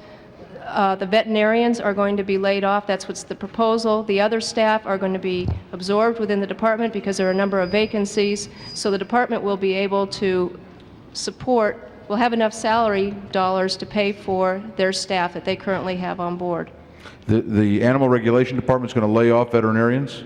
I thought the mayor's budget had no layoffs in it. This is as far as I know, this is the only exception. It's stated in the mayor's proposed budget that there'll be 3 layoffs, and it's veterinarians, and the exception is made because these are people in a specialized field who can find jobs outside, and there are no other positions in the city for them to take. So the fee, the $2 fee increase that's being proposed is designed to generate the funds. How much will that generate? Approximately $320,000. Right. So that's designed to provide the funds that are not there currently. Right. That are being ripped off from some other department or from the reserve fund. Well, it's designed to pay for low-cost sterilization that the mayor placed into his proposed budget. The bottom line is that under the mayor's proposed budget, this actually should not, I mean, I don't see any reason why this should not be referred to the Finance Committee. We're going to be going through the budget this week, and let's deal with it. And I'm going to make that motion in a second. But since we've gone through all of this, the worst case scenario is that if we defeated Mr. Wax's motion and approved the mayor's budget next month, that we would be doubling the number of spaying and neutering in this city. That's the worst case scenario. Thank you, Mr. Yaroslavsky. I'll let you go over. I'll press my button again. Mr. Bernson wanted me to make Can an I make that announcement. motion in the meantime in case that this matter be referred to the Budget and Finance Committee? And then you won't press your button again? No, I'm going to press my button again. Well, but then you can wait in the and make event it at that somebody, time. Madam Mr. Chairman, Bernson in the event asked- somebody calls a previous question, I just wanted it to be on the table, that's all. All right. I've been around a little. All right. Go You're ahead, make your motion. I move that we refer this to the Budget and Finance Committee and return with the city budget. Okay. Thank you, Joan, for letting me make that motion. The chair wants to announce Madam four... President, you should go to bigger and better things. Thanks. Is that an endorsement? The Board of close- it's Referred as much of an Powers endorsement that as is I ever- scheduled for after council today will be held on Tuesday morning at 9:55. Thank you. And the chair recognizes Mr. Browdy. Members of the council, the point that is critically important, Mr. Yaroslavsky and Mr. Wax, I'd like you both to hear this. Yes, sir.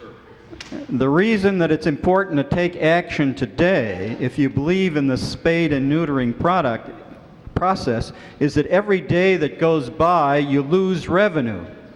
That is, we want to impose the fee so that the revenue will be there. That $320,000, was that predicated on income starting when? It's an annual figure. Okay, but still, if the sooner we put it in, the more money that we'll have for this activity. So I would like us to see this to proceed with the fee, and I'm really not troubled by whether you want to go one way or the other, because this is a discretionary matter. We could easily start the fund if that's the policy you decide, or we could easily remove the fund at a later time. But the critical thing is that we get the income flowing in and that we get low-cost spade and neutering. So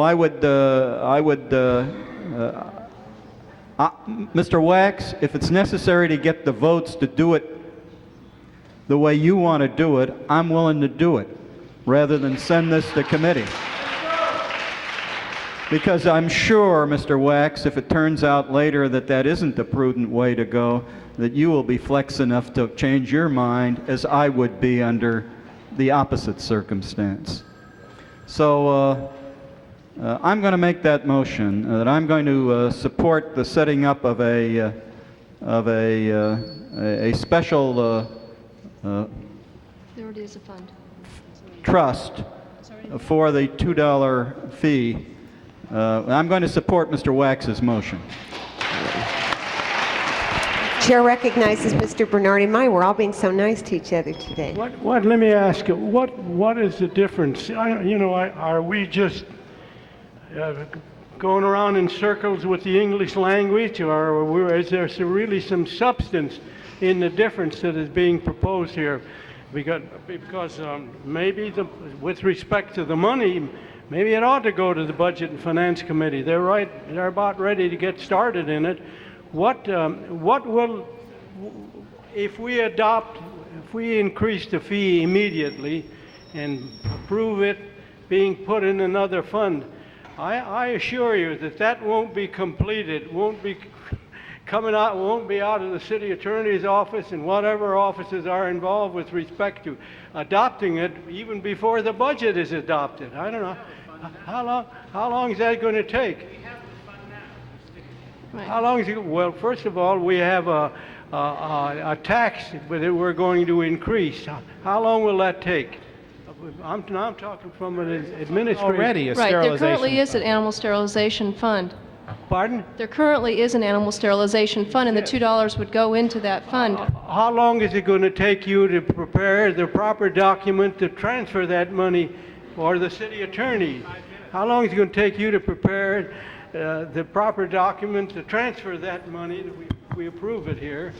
I think it's just a question of timing. How long is it going to take you to get the papers ready to permit that to go into the general fund? Well, Go into the proper fund that they're talking. I don't think it should take more than a couple weeks, but the thing is, after we prepare the ordinance under the council rules, we would have to submit it to the Animal Regulations Department for their recommendations and review. That's a council rule, since they're the ones who would be administering the fund. And then after the council adopts it, there's a 30-day period. So that's what I'm trying to tell you here, that I don't think there's going to be, there would be any delay. But my concern is that we've been stalling on going out to bids, and the important thing is that you get bids. And you know, of course, this involves the vouchers. So you know where you're going to spend that money and who's going to get it. But I don't know, I don't understand. Can someone explain to me what is it that Wax is going to be losing if it isn't incorporated in the mayor's budget, or if it doesn't go to the finance committee? Maybe you can tell me from the department.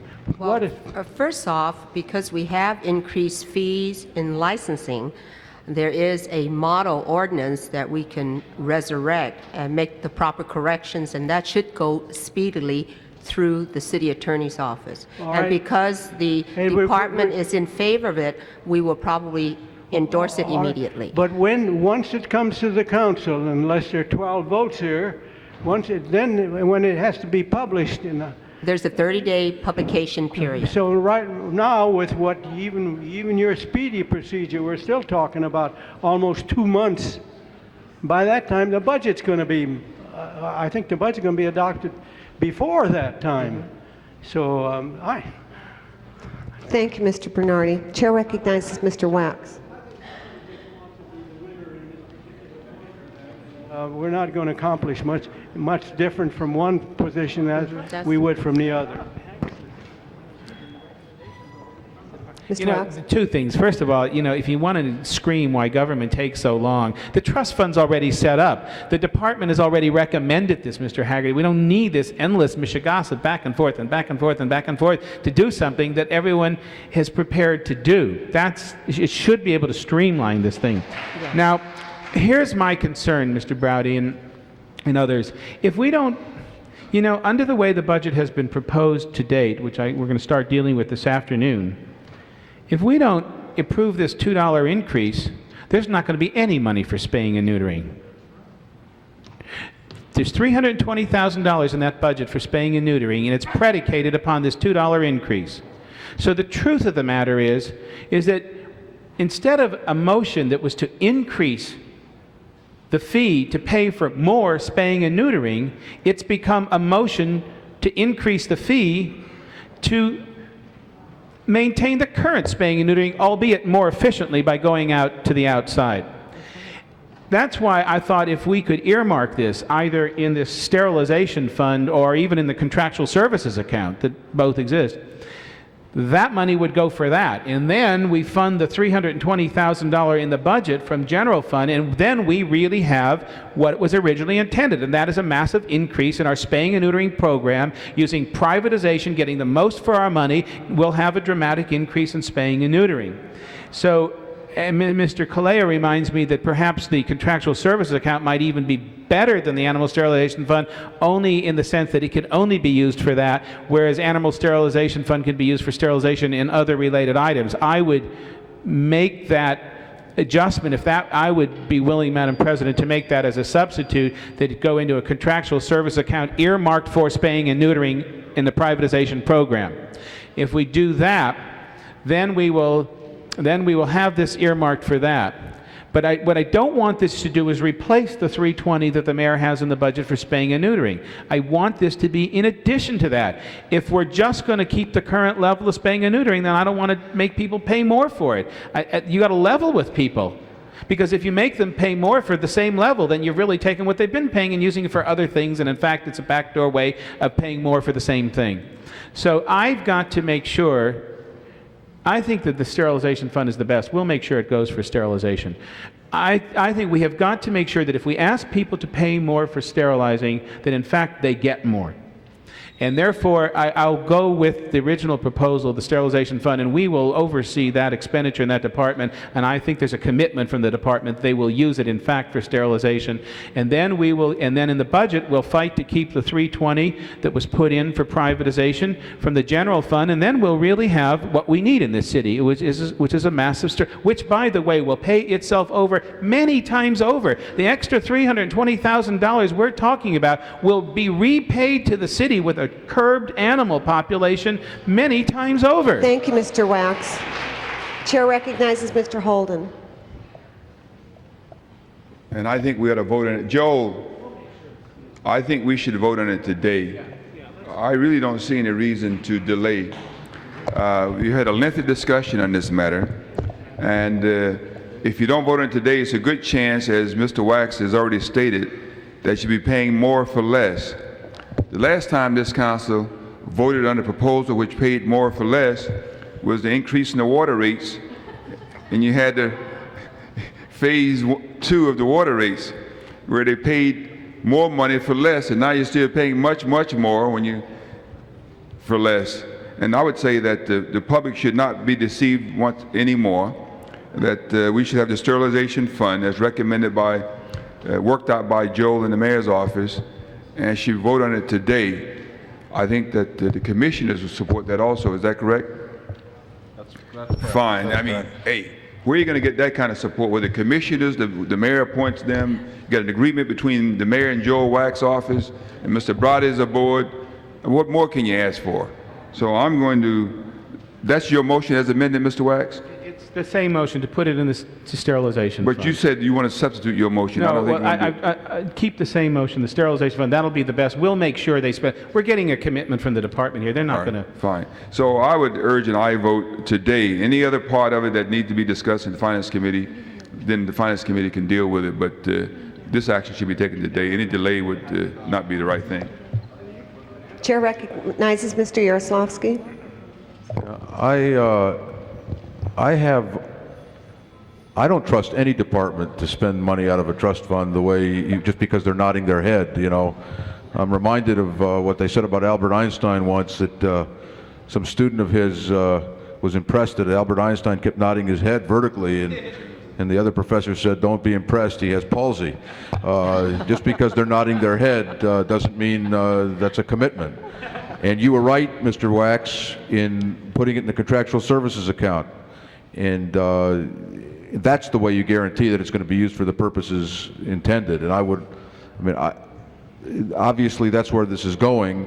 And if that's where this is going, then I don't think there should be any objection. Are you interested in entertaining making that substitute again? Just as long as we get the other 320. Well, the other budget. three, it will take 8 votes to take the other 320 out. And I don't think there are 8 votes to take the other 320 out. Well, if we put in contractual services, will that be the way of funding the original 320? Well, see, what I want to make sure is for a new 320. Well, I don't know.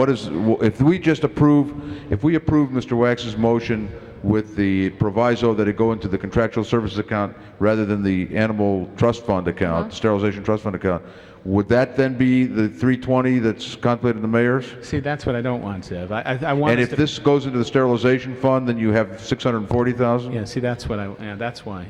And we'll make sure they spend. But this is new dollars. This is not the 320 in the contractual services is new dollars. This is not an up from what it's been in the past. No, it's not in place. It's providing more. That's, you see, you're going to take a program that is now spaying and neutering 5,000, and if we approve this motion, it will go to 20,000. That's basic, no, 20,000, because it'll be the mayor's 320,000 and this 320,000.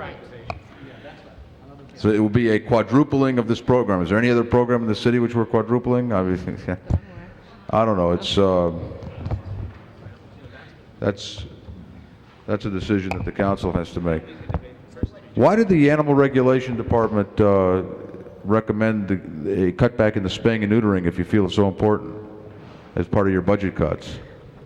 That's exactly it, Mr. Councilman. It was part of the imposition of the 10%, 6% cuts in the past. And so this was of all the programs and all of the staff positions in your department, this was, in the opinion of the general manager, the lowest priority program. Is that right? It is a high priority program. It is the only Then why did he recommend cutting it? Because we have no padding from which to cut.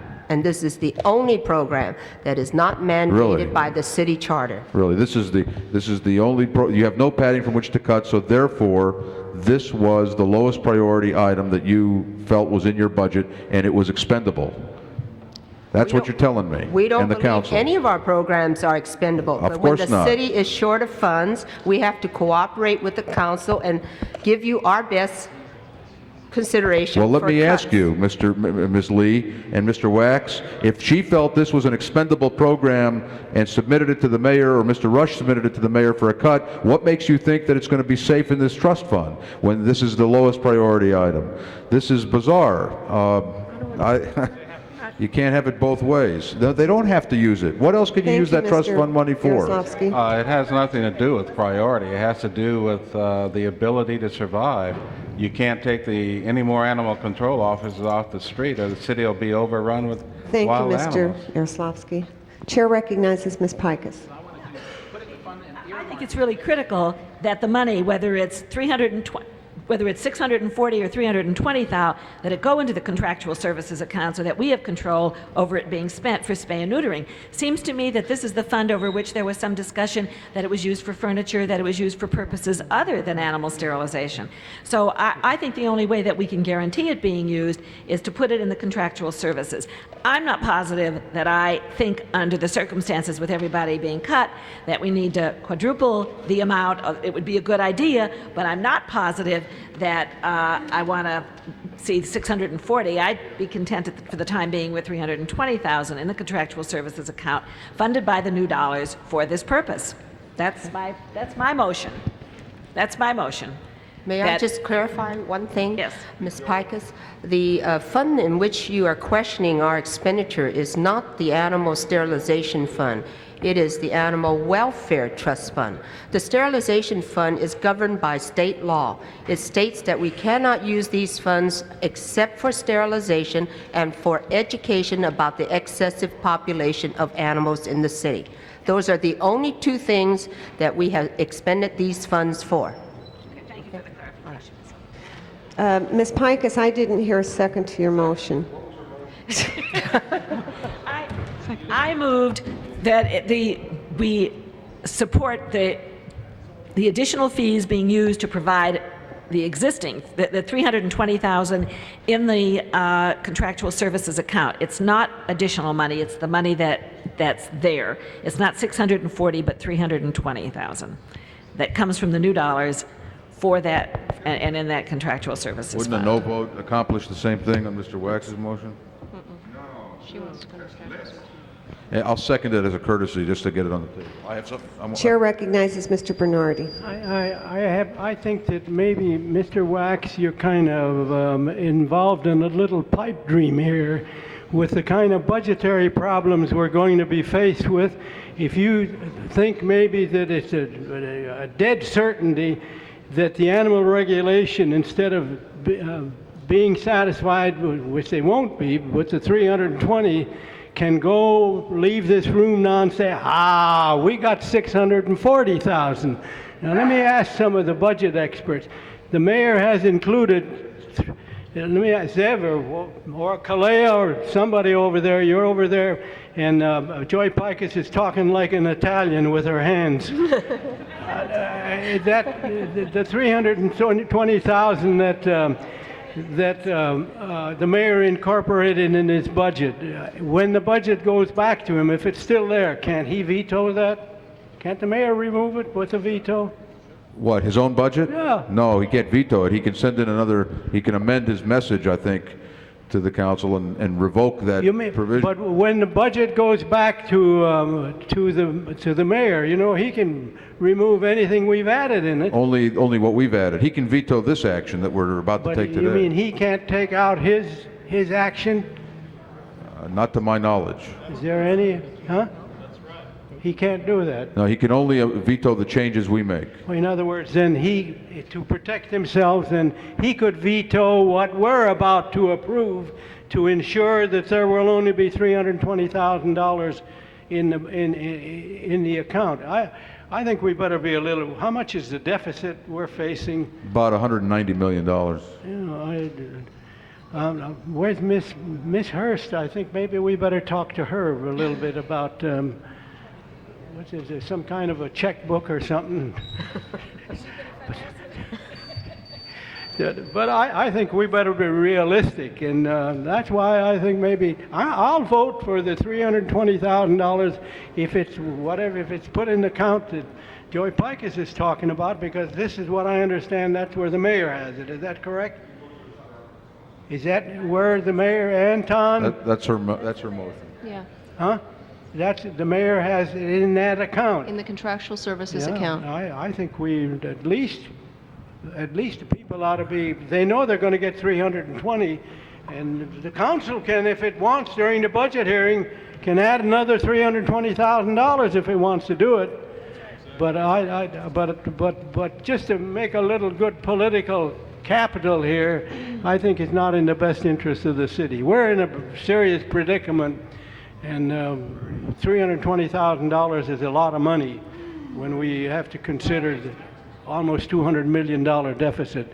And laying off employees, many employees, jobs won't be filled, trees won't be trimmed. Thank you, Mr. Bernardi. Your time Curbs is won't up. be cleaned, and all of Chair these. recognizes Mr. Browdy for the fourth time. Members of the council, when I agreed to support what Mr. Wax wanted, it was my understanding that we're talking about just one $320,000, but now I understand he's talking about doubling. So that then becomes a finance priority question, and that I'm not willing to discuss at this time.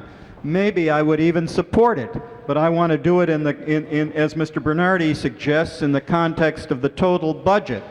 So the thing that we should do now is to approve the $2 fee increase that will provide the funding for what the mayor has put in his budget. If you want to appropriate additional money, come in with a motion during the council deliberations and justify it as against all the other priorities. To do it now means to ignore everything, and to deny it means you get nothing, because you're not going to approve the fee. You won't have the money. You won't even have the money for the other program. So I suggest that we approve the $2 fee to support the revenue in the mayor's budget. That's what Mrs. Pikus suggested. Well, isn't that what your makes committee sense. report does? Pardon? Isn't that what your committee report does? Yes, it does. Yes, So you it don't does. need a motion for that. Okay, but we're expressing what we want to do and what we want to accomplish. And I want to accomplish what Mrs. Pikus wants, and what Mr. Bernardi wants, and Mr. Yaroslavsky wants. So there are four of us, Mrs. Pikus, Mr. Yaroslavsky, Mr. Bernardi, and I, who want this, and who I do not think are going to vote for the $2 increase unless that's the way it's done. The chair recognizes Mr. Hernandez. I just want to make sure I understand. So what we're doing here is we're raising fees $2 for the general fund. I mean, I know you said so that we replace, but there's nothing in your motion that states we'll be replacing that 320. The So that's already in the budget. $320,000 is definitely in the budget. So what I know, but right now we haven't approved that budget, the 320,000. So what you're asking us to vote on today, by the way you've proposed the motion, is to increase fees $2 to support the general fund for next year. because there's nothing in the motion that's asking for the other.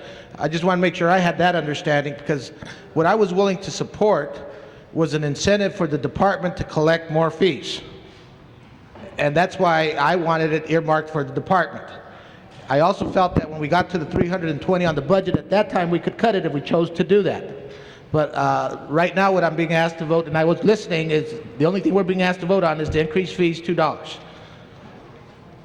If you understand the budgeting process, the fact that it's already in there would take 10 votes to get it out of there. Okay, and I don't understand the budgeting process. This will be the first time. to get that money out of the budget. The only thing I know is what I'm voting on today, and that's where I'm real confused. But you got to know more than that. You got to know more than that, and that's what we're telling you. It takes 10 votes to get it out of the budget. Okay, and again, depending on how we vote. See, right now, my whole point is I wanted an incentive for the department to collect more fees, and I also wanted there to be monies to spay and neuter animals. And that's why I was looking at the committee reports, and I know we've had a lot of discussions. And I just thought that we were, in voting what we had before us, as Mr. Wax had proposed, and I don't entirely agree that I want to increase the fees that much in terms of the 320 plus the 400,000, but I did want the incentive for the department to collect fees. And so I still will stay in my position with Mr. Wax, because I think that we'll have to deal with a 320 when it comes before us as, on the council floor. Ms. Galanter? It was my understanding that Mr. Yaroslavsky's motion to refer the matter to committee was to include the question of whether to raise the fees by $2. Is that right, Zev? And it seems to me that it's because these are all tied together, if we're going to refer part of it to committee, we ought to refer the whole thing to committee so that we have a comprehensive view of what money is coming in and where it is going and how, in what form it is going to come back out. So it seems to me it would not be appropriate to vote to raise the fee today and then send the question of which fund it goes into to the committee. If we're going to send it to committee, let's send the whole thing to committee and try to settle it out once and for all. And so I would suggest that we do that, especially because a couple of people snuck out and I have to leave at 12:45. Chair recognizes Mr. Holden. I move the previous question. I asked for no vote. I asked for no vote. I think I have a possible solution. The motion to for the previous question is not debatable, so open the roll on the previous question. Ask for no vote. Close the roll. 3 ayes, 7 no. Okay, the chair recognizes Mr. Yaroslavsky. Okay. Let me just ask the following question. Let's assume we approve Mr. Wax's motion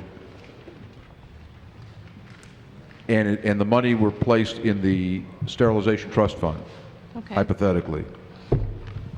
Then the mayor's budget is underfunded by $320,000 as to this program. Correct. What would happen under that circumstance? Let's just assume that the council approved the mayor's budget as is next month without any changes, except that we have taken this $2 today and put it into that trust fund, earmarked it for sterilization. What would happen pursuant to that budget to the remainder of the sterilization program? Would that what would it would put an additional 300. It would require an additional appropriation before they could undertake that program? In other words, let's say we approve the $2 increase now, and it goes to the trust fund. Right. And on July the 1st, they begin to draw down on the trust fund, and they're increasing their staying and neutering to 10,000 at the rate of 10,000 annual. Right. The other program, which is in the mayor's budget, which presumed that money would be used for that 10,000, there is no 320,000 now. What does the department do? Do they spend? Do they have the authority to spend money pursuant to that budget? They can't spend money that they don't have. So it probably wouldn't be able to use. But their budget does not talk about revenue. Their budget only talks about expenditures. Right. So I'd like, I mean, maybe you can't answer that, but maybe Keith can. It's not unbalanced. It's just the question that we have, the question is before us is whether we want to quadruple this program or double it. That's one question. The other question is whether we want to, if we want to double it, do we do it by paying, by increasing the fee by $2, or by just taking $320,000 out of the reserve fund? And the mayor has proposed a $320,000 reserve fund, excuse me, a $30 million reserve fund. So you could take it down to $29.68 million and fund this program without raise the fees to the people, which may be the best of all possible worlds here. This is dog license fees we're talking Yes, about? What is the current fee? It's 8 and 18. It'll raise it to 10 and 20, which is what the county currently charges. Well, the other thing that I think is important to recognize is that our office requests the Department of Animal Regulation to come in with increased fees to help pay for the activities of the department. And then the department came in with a $2 increase but said, but wait a minute, we don't want it to go to the general fund, we want it to go to our special fund, which is contrary to what we had wanted. yeah, I am not interested in giving any general manager the right to spend money at his or her discretion in this kind of a way, especially this department. No way. And I understand Mr. Wax's desire here. He's trying to guarantee something, but I also think he understands the risks of giving that authority to the general manager. All right, I think it ought to go back to committee, in fact, and let's resolve it. We'll work it out. I think we understand the issue now. Hopefully, we won't have to take this kind of time, Joel, in committee to deal with this. Thank you, Madam President. You're doing a great job. Thank you. Mr. Bernardi? First, let me say this. Those of you who are contemplating doubling the program from $320,000 that's in the mayor's budget to the $640,000 that's in the front of your mind, not the back of your mind, what you're really doing is you're increasing the deficit by Zev, you say your deficit is 190 million, Zev? 190, so it would be 190 and plus $320,000.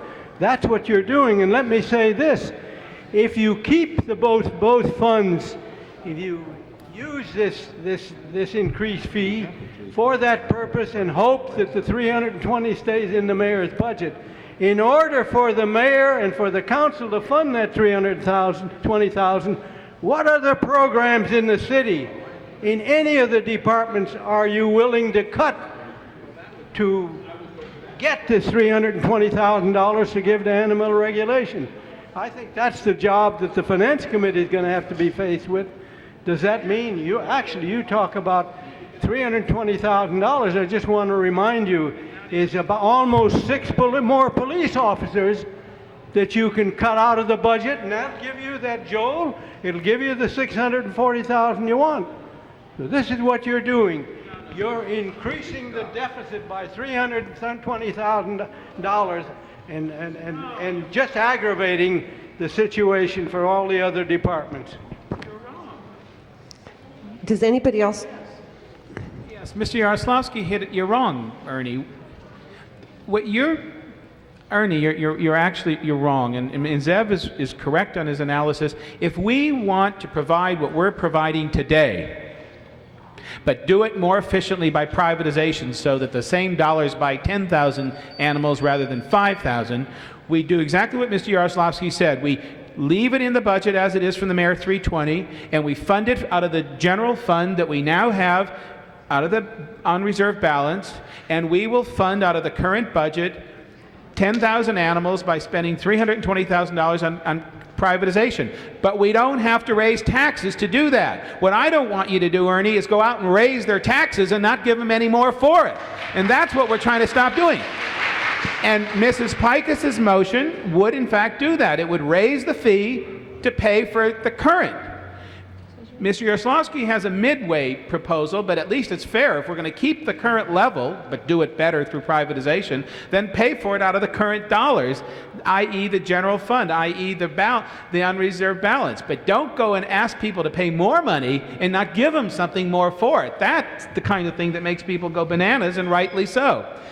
Now, if we do that in committee, and I agree this should go to committee, it is all tied together. Then if you wanted to increase the number of animals, you'd come back specifically then for an animal in a license fee, and you'd earmark it for that purpose. I'm going to agree with Zev that it has to be considered in the total context. The one thing I just don't want to do is to charge people. That would be the worst thing, is to charge them more and not give them more. You know, if you don't feel you can give more because the budget is tight, then fine. But then don't pretend that you're going to raise their fee and not give them any more. The more that they're going to get is through efficiency, but that they can get through efficiency with the same dollars. The more that they're going to get is through privatization. But that's done with the current level. I will disagree one thing with the department here, and I think Zev raised a very good question, and it does bother me immensely that I realize that when departments are asked to cut, they have to say, you know, all our programs are good, but if we have to cut, here's where we're going to cut. I think it's wrong priority to cut spaying and neutering. I think that spaying and neutering has to be at the highest level of priorities rather than the lowest level, because I think that ultimately I have seen nothing that better deals with the issue of animal overpopulation, i.e. with humane treatment, i.e. with cost, i.e. with everything, than through an educated public that supports spaying and neutering. And so, to me, I would not have cut that as my first priority, and I think that is what happened, and Mr. Yaroslavsky is right on that. I will support the motion to put this all to committee and not raise the fee at this time, Mr. Browder. We're not going to raise the fee unless we're going to give people something more for their money. But we can do that, and if we want to do that in budget, it'll come back with the recommendation to increase it. Thank you, Ms. Pikus.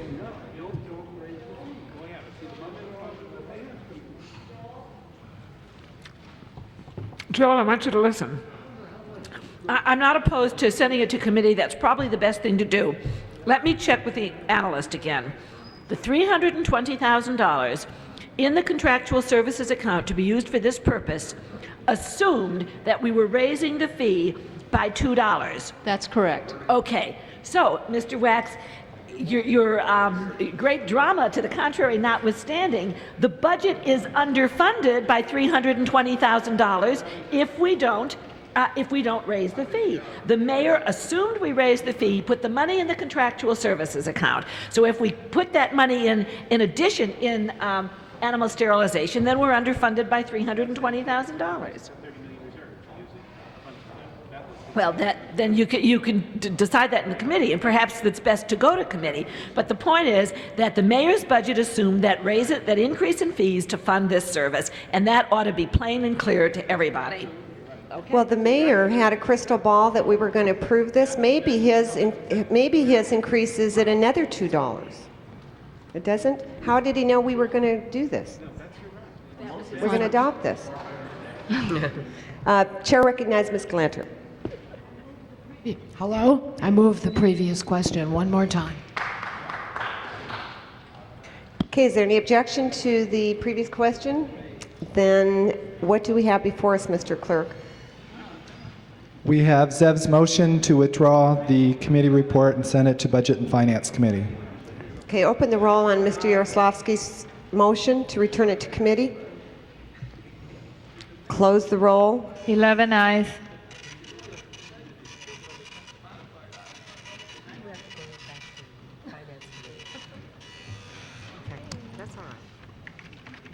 Okay, so we referred items 30 and 31 to Budget and Finance Committee. Next order. The next item is item 32 was called special.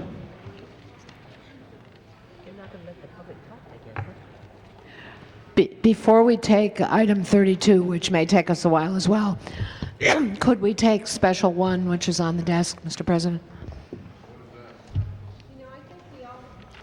Want to leave, Mr. President. We've had people sitting here since 10 o'clock this morning. What is special 1? Well, if you give me a second to How long explain. is it going to take? I hope it's only going to take about a minute. I can't imagine that anyone will have an objection to it, but I mean, I need to take it to explain it. This is about, special 1 is about the airports and about, well, it's up to the council. Let's take a vote. You need 10 votes to do this. This is a special item, and it's pursuant to Rule 23. The White House is about to announce a series of policies on privatization which may affect airports and may specifically affect how much control local governments have over their own facilities. And the motion is, there is a letter going from the state legislature to Washington to be presented by Assemblyman Wait a minute, I Katz. have a point of order. There's not 12 members here, so how can we take a 2/3 vote? Oh, 10. I was thinking it was 3/4. Open the roll on whether or not you want to take this up or not. Close the roll. 11 eyes. All right. The matter is before us. Mrs. Galanter. All right, thank you. This is a motion which, if you join me in approving it, will put the city on record as urging the administration to maintain maximum flexibility and options for local government to make its own decisions. As you know, there are several proposals pending before the council regarding the possible future of the airport. Some have to do with selling it, some with leasing it, some with creating a public utility, and a variety of others. The concern is that if we do not express ourselves, then our options to choose among those may be severely curtailed. This is not a motion for or against privatization or for or against any of the other proposals. It is simply a request putting the city on record as favoring a policy that allows maximum choice to the local governments. So I would urge your approval. The reason for the urgency is that the policy is being developed in Washington right now. Assemblyman Katz will be delivering on Friday a letter from the state, resolution from the state legislature, also urging maximum flexibility for state and local governments rather than a single federal directive that would determine the future of our airport. Any of our airports. Is there any further discussion? Mr. Holden? The President has the authority by executive order to remove, to deny local government the authority to, that is same for the future that it has today, or do we have to? Well, you know, Mr. Holden, we've gone around and around with the FAA over how much authority they have over us, and we've been losing a lot of the time. No, I'm just asking you. I mean, can he do this by executive order? Can he dictate to FAA that the city of LA no longer exists? They have no authority over airports? Or pretty close. Will that require no. Pretty close. No, does it require legislative action on the part of Congress, period? No, the FAA gets to do whatever it's directed to do. They just can't say issue an edict. Today you're out, yesterday you're in. Well, they wouldn't put it quite like that, but the effect would be the same. Huh? They wouldn't put it that way, but the effect would be exactly the I same. don't know how that could happen. So I don't know what this really means. I don't know how the president can do it. He can say Well, ask Mr. Deaton. He'll explain it to you further. If you don't like my explanation, try his. I think the intent, this gives the president giving a statement, an executive order, gives the bureaucrats in the federal government sort of the marching orders. It cannot repeal law, but on the other hand, it gives any flexibility to go one way or another. If the president is saying to the federal bureaucracy, try to maintain local government control in the propositions that it brings to Congress and the way it administers existing regulations, it doesn't change law, but it does change the style in which the bureaucrats look at the flexibility and how to approach freeing up money. The president can't. He's prohibited from doing that without legislative authority. You can't do it by executive order to eliminate without cause to say the local government no longer has any voice over the LAX. Just watch. No. In a financial sense, they can. They will not. FAA will remain to be in charge of the landing and the safety and those aspects of and the that's airport. because it's been legislated that Precisely. way. That's right. So you can't do it any other way. However, for example, on parking lots and funds coming from various kinds of concessions, the federal government can, I just at can't see the administrative federal level, government causing FAA to meddle in parking lots. Just watch. They'll do it. Is there any further discussion on this item? If not, open the roll, close the roll. 10 ayes, 1 no. That was approved. Now, members of the council, Mrs. Flores, when you were in the chair, was that vote taken on 31 and 32? Yes. 30 and 31 to send both items to? 30 and 31. We combined both the matters, so I declared that that vote included both items. Did you want something other than that? Well, 31 is a request for proposals, is to authorize a request for proposals Well, then I for the ask spay and neuter program. reconsideration of item 31 I don't think there's any and that controversy. we adopt it. So can we open the roll on that? Yes, open the roll on reconsideration, close the roll. That was approved. Now 11 on ayes. 31 as presented by the committee. Okay, on recommendation number 2, there are two choices. One was submitted without recommendation, and one was as recommended by the CAO. And that's requiring the city attorney to prepare ordinance to modify code to reflect uniform deposit of $28 for spaying or neutering of a dog or cat. I move that recommendation.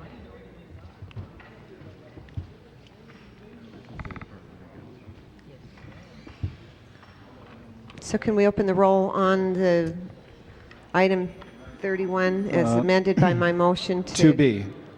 2B?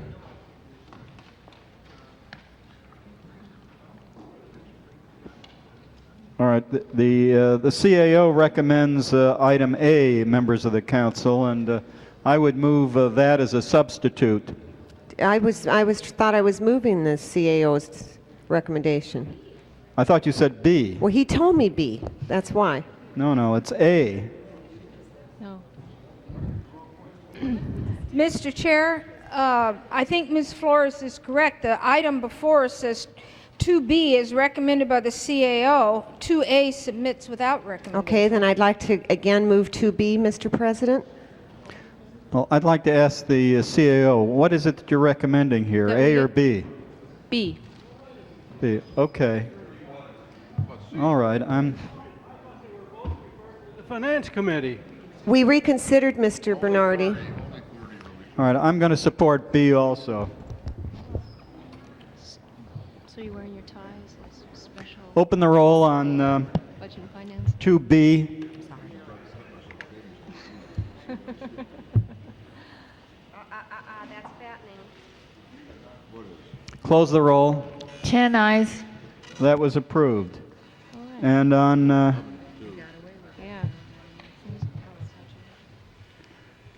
now 31 as amended. Open the roll. Close the roll. 10 ayes. That was approved. Now item 32. Mrs. Flores? Mr. President, I'd like to ask that we take 32 and 33 together as they both deal with the animal area, animal shelter, the Harbor Area Animal Shelter. I'm going to request that we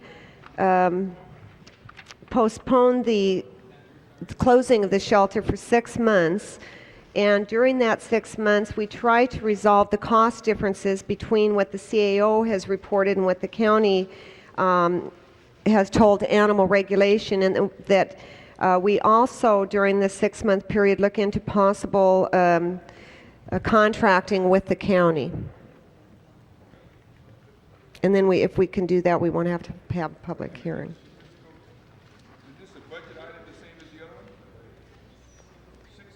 The mayor's budget is going to request that the Harbor Area Shelter be closed on June 1st.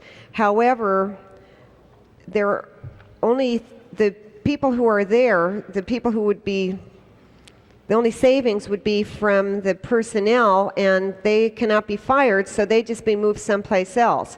And while we resolve what we're going to do in the meantime with the animals, we'd like to ask that it not be closed for at least 6 months. The decision to close that be continued for 6 months.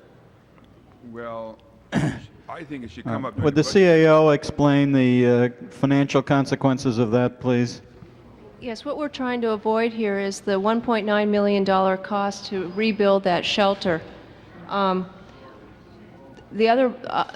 like to just make one other point. Our office talked to the Department of Animal Regulation and the county yesterday and today, and those discrepancies in the numbers were ironed out and were found to be based on some omissions that people had got when they were doing their data collection.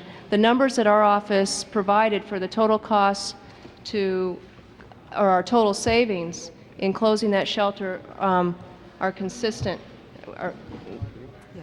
Okay, but how long would it be before we could actually do that anyway? Before we could close the shelter? Before we could negotiate with the county to have a shelter? Well, what we would like is for the council to approve that we move forward and begin the negotiating process with the county and have the city attorney involved in that. Well, I've asked that we talk about doing that, but that we not close the shelter for 6 months. We have a lot of people here, and we have a lot of petitions and other things, and we can get into this whole discussion, but my motion is that we give the people of the harbor community an opportunity to look at what the alternatives are to having that shelter or spending the money for that shelter, and so that we delay the closing for 6 months. And that's my motion, Mr. President. Mr. Yaroslavsky. What is the cost of approving this motion, the CAO? Cost of approving the motion? Yeah. It's actually a savings of $1.9 million. Wait a minute. Can I, just a point. That's not true. I'm not saying go ahead and spend the $1.9 million. I'm saying don't close it for 6 months. Okay.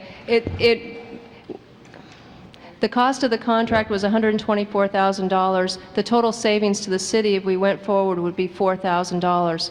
So it's not, the money is in the budget if they want to continue to keep the shelter open until this issue is resolved. When was the shelter going to close? July 1st, and that's also in the mayor's proposed budget.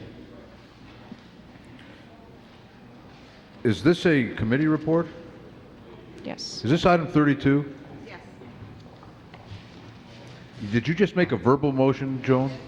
All right, that's my problem. I didn't hear the verbal. What is the verbal motion? Okay, my motion is to keep it open for 6 more months? Postpone the closure for 6 months. During that period, determine the real cost of All right, thanks. contracting with the I county. remember the motion. Now, what is, Madam CAO, what is the, I think that the question was asked, but I didn't, when was the closure of this shelter was going to be replaced by what? To the people of the harbor? The Los Angeles County was going to provide just sheltering services for the animals that are picked up within the city boundaries.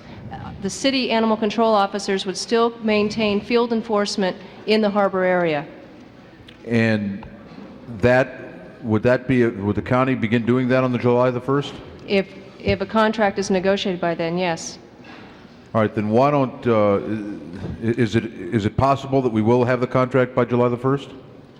That's what they You're tell on my me. time, okay? What is it? They tell me, yes, it is Okay. possible. Then what I would do is I would amend the motion that Mrs. Flores made to say, to keep it open, until such time as the contract is executed with the county, or 6 months, whichever is shorter. Is that clear? Well, So July that- 1st. Is that agreeable to the CAO? Yes, it is.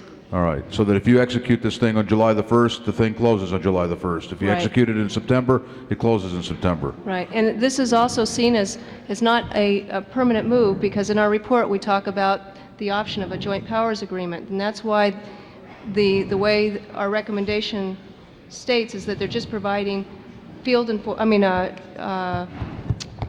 sheltering activities because of the condition of the shelter, to provide a better location for those animals.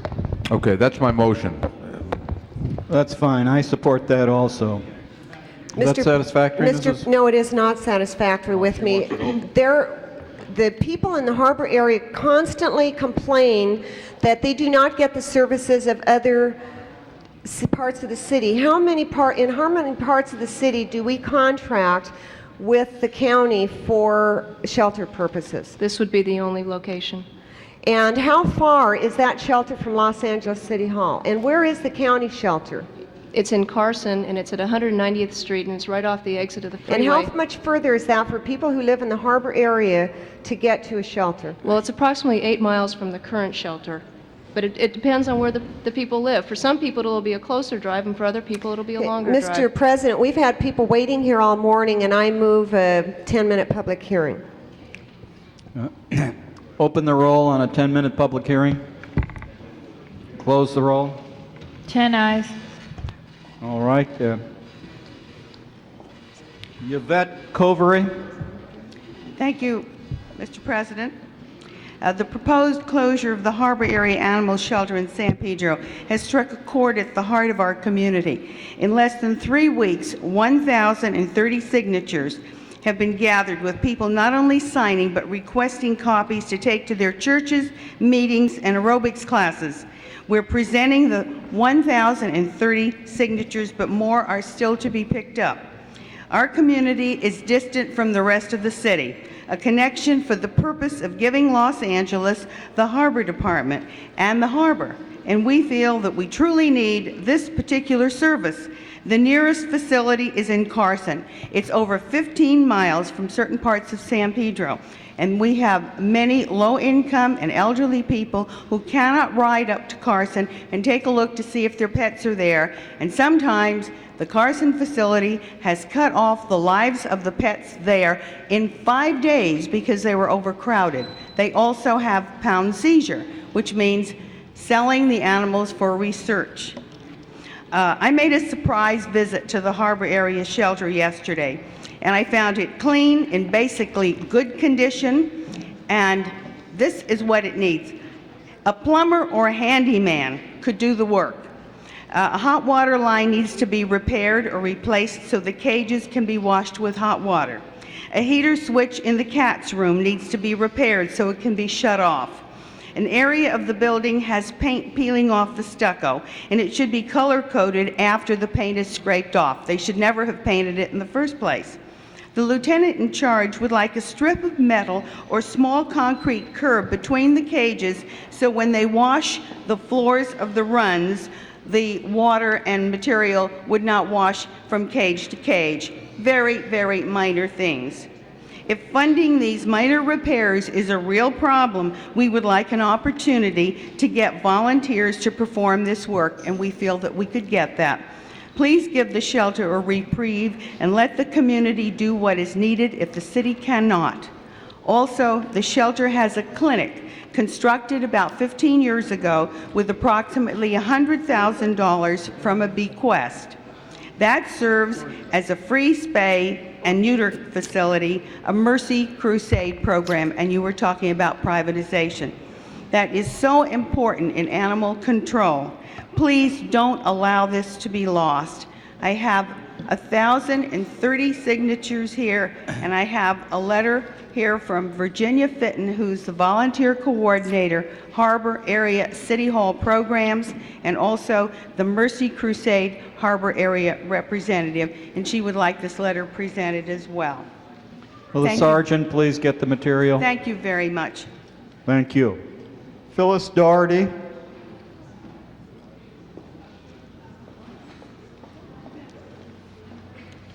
My name is Phyllis Doherty. I'm with the Coalition for Pet Population Control. We work with low-cost spay-neuter. We try to deal with the people who can afford to do spaying neutering on themselves. We don't work just with subsidies. We can tell you how quickly the animals reproduce and how fast they will overload the harbor area.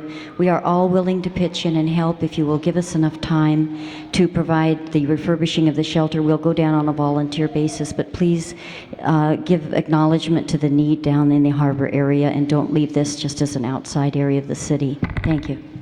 Thank you. Joyce Forrest. Good afternoon. I just want to be very brief, but I want to just reiterate a point that was made. We fought long and we fought hard to stop selling animals for research. And this is precisely what is going to happen. when we go over to the county, our companion animals will be sold for research, and I think that is a really important point for us to consider. Sharon Greggs. Sharon Gregg, Animal Alliance and Humane Civic Association. We would like to oppose the closing of the Harbor Shelter. It's the only area of the city that would not have city services. You get the residual effects of having that area in your community. Let's keep it represented. If the animals go to the shelter, once again, people will have to travel further. The animals are kept for less time in the county facilities. Also, while it would be a rule that the county could not sell our animals for research, because they are so overcrowded, animals will fall through the cracks. What you make up in revenues or what you save today will cost you a lot more in lawsuits tomorrow. Thank you very much. P. Hurst.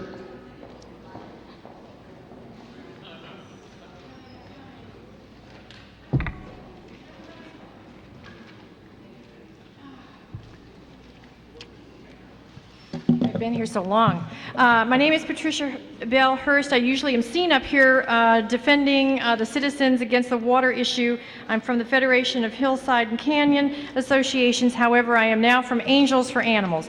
For those of you, Mrs. Walters, Joe Wax, Zev Yaroslawski, Alatorre, Holden, where is my Councilman Brownie? There you are. All of you have this letter in front of you. It says Angels for Animals. Bill Robertson, we all know and love, and myself are active in a program to try to help out the Department of Animal Regulation. I'm standing before you, and you also received a copy of this letter, and it's attached to the Angels for Animals. On this particular issue on the harbor, we're asking for a 6 months extension, which everybody else is asking for, and we definitely have to keep that spay and neuter program. I have with me pictures of dogs. I've had 13 dogs go through the system of the spay and neuter program here in the city, and if these aren't happy campers, I'll tell you what not. I think what's happened today is almost inexcusable, considering that for 5 years, Joe Wax's motion has been sitting around on someone's desk for 5 years. And that's why people are so upset. And wait till election time comes, folks. And if you don't think they're not going to be reminded, believe me, they will be. There is no reason for all of these things to be postponed, and go to committee and committee. I've been to the committee meetings, and I'm telling you, it's pathetic when you can't make a point. And I listen to everybody here. Has no one opened up a file?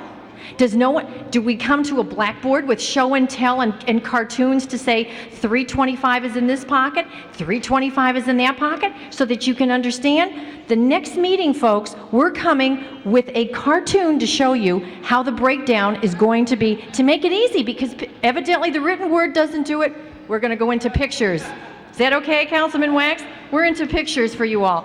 Let's have a 6 months postponement, please, on the harbor shelter so we can get some more information for you. Thank you very much.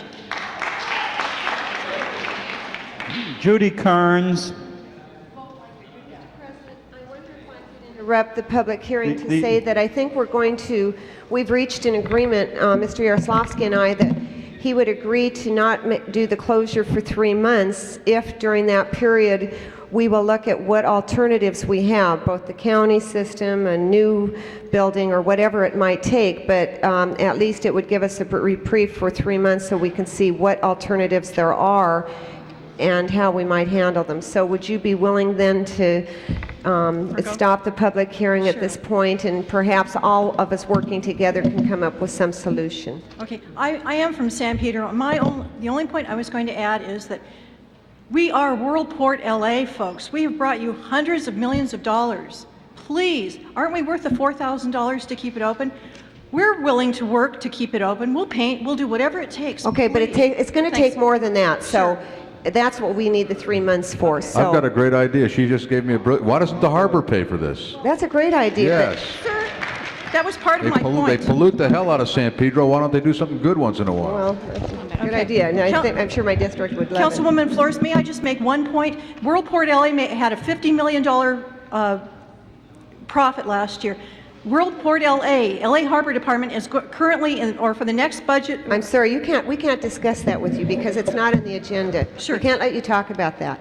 So I move, Mr. President, that we recommend delay of closing the San Pedro Harbor for shelter for 3 months, and during that period we work with the community and with the county on possible alternatives. All right, that, so you're in a, so we're authorizing then to go ahead with the county negotiation. That's the understanding. Open the roll on Mrs. Flores' motion. Close the roll. 9 ayes, 1 no.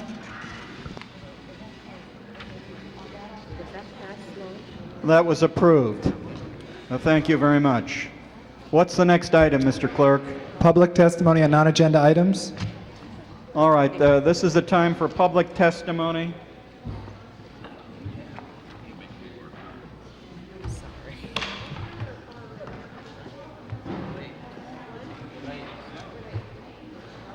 Gracie Gray.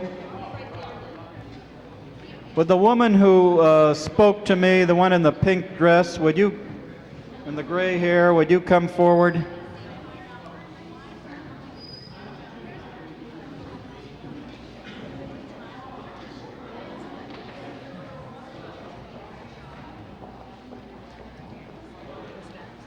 Would you proceed, please? You're the one who asked to, yes, to comment in the public sector. Okay. Go ahead.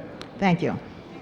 I am speaking for senior citizens that has been frauded. Some have been murdered, and they have been abused by the police department in the area as well as the police chief department. The city council, we know that they have something to do with this situation, so we brought some papers here showing what I'm talking about. Now, you all stood up here and talked about your budget, and it seems that you're trying to convince somebody of a lie. We know it's a lot of money around, so how come you're not using it? But these people had money, and it's an organization that has lots of money. The founder passed, and a lot of other people has been fumbling with it that didn't know what they were doing. But you have people dying in black areas because you have drug all the money out. And here, this organization has millions of dollars and you're stealing that out. So we want you to look over these papers and know what we are talking about, because we are serious and we are concerned about citizens of this country and people, senior citizens. You do it to senior citizens, then people are turning around doing it to you. You could be any age and get killed. You can be any age and get robbed. You can be any age and get sick. And it is happening. So you can play games if you want to, but you need to wake up. This organization is the National Convention of Cooperation Incorporated. And this was founded by Reverend Andrew John Weary. So when you want to think about it, you will have some idea of what I'm talking about. This organization was founded in 1922 in Okmulgee. The church that has been operated out of here was founded in 1946. So this organization has been frauded by lawyers, politicians. It's so much money there until it look like everybody, they already lost their soul, so they want to finish losing it. If you mean anything, and if you are a human being, get on board and stop lying about the situation. I want to leave some material here for the councilman chairman, that's acting chairman for Mr. Ferraro. I would like to have it, like Mr. Ferraro, to have this literature. It also has been some mailed in, so he has some. And this is some of the other.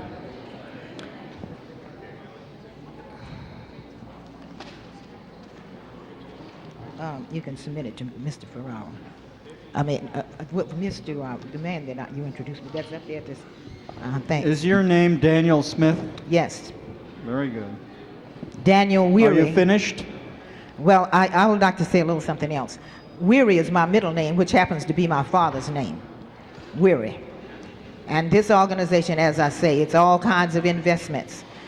And there have been integrated group of people that helped to get this invested. And we know that we know it's corrupted and a lot of thievery going on. So check it out. It's in the courts. And you have my name and number if you want any more information. Thank you very much. Wait a Peter minute. Baxter. Just a minute, please say, the city council. There won't be time for the other people to speak if you take all of the time. Okay, thank you. Mr. President, members of your Honourable Council, ladies and gentlemen, my name is Peter Baxter and I live at 1319 Ingraham Street in Los Angeles.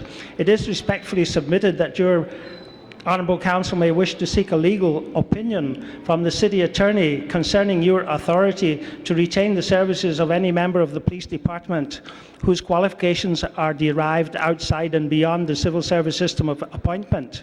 By that I mean that the significant qualification that Commissioner Willie Williams of the Philadelphia Police Department brings to his candidacy is the fact of his being the general manager of a major metropolitan police department. However, in attaining that appointment and in retaining that appointment, Commissioner Williams was and remains to this day outside the system which is identified as being civil service. There are two methods of appointment: one, civil service, and two, patronage.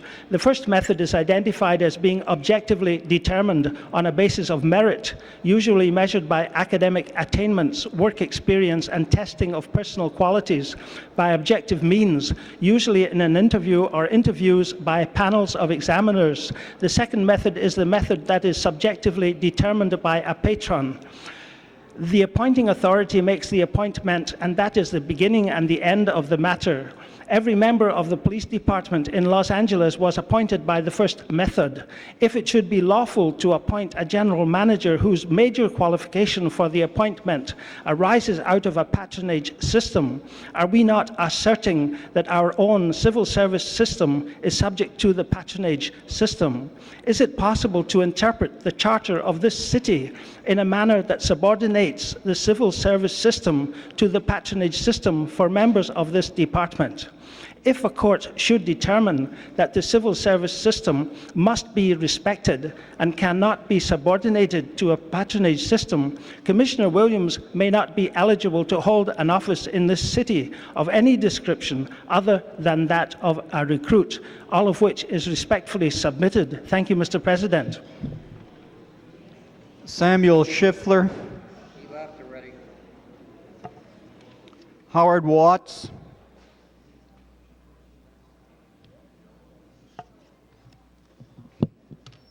I want to ask the city council members if they know what it means to bring somebody out from Philadelphia to be our chief. I think we have the greatest chief. We don't need a replacement.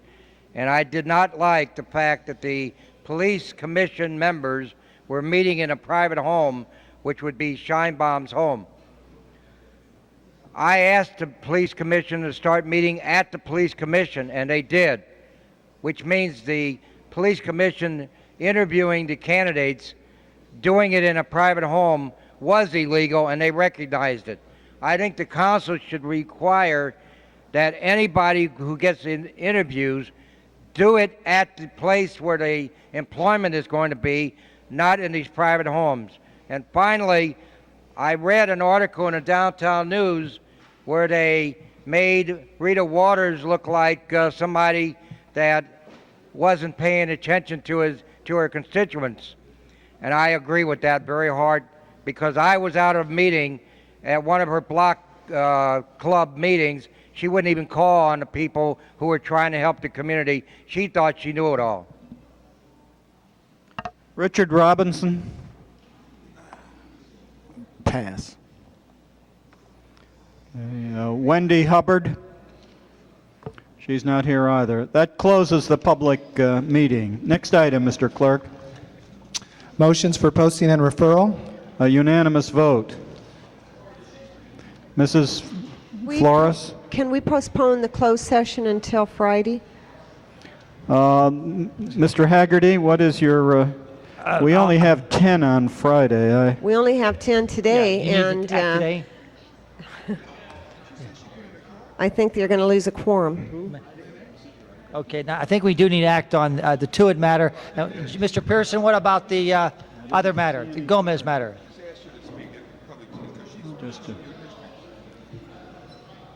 He thinks that might be better on Friday, is that right?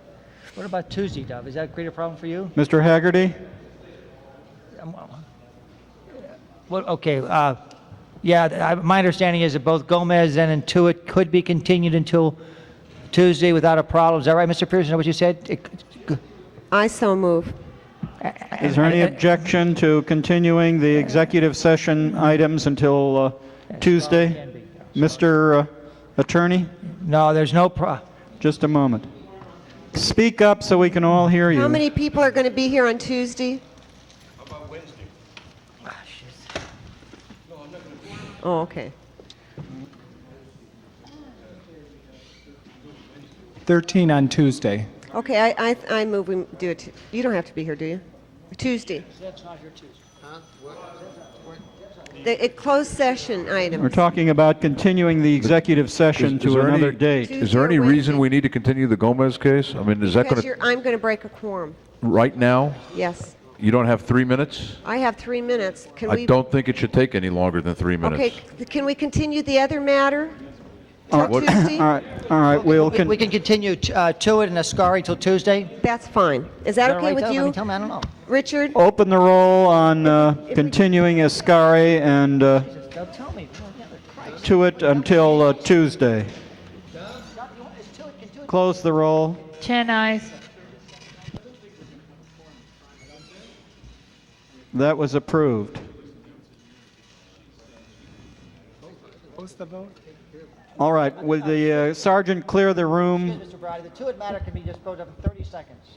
So Mr. President, while we're doing that, may I acknowledge all of the secretaries in the Los Angeles city system who keep us all in the proper place at the proper time with the proper information. This is Secretary's Day, and I think that all of us appreciate our own secretaries and certainly all of those people throughout the city who work so hard for all of the departments.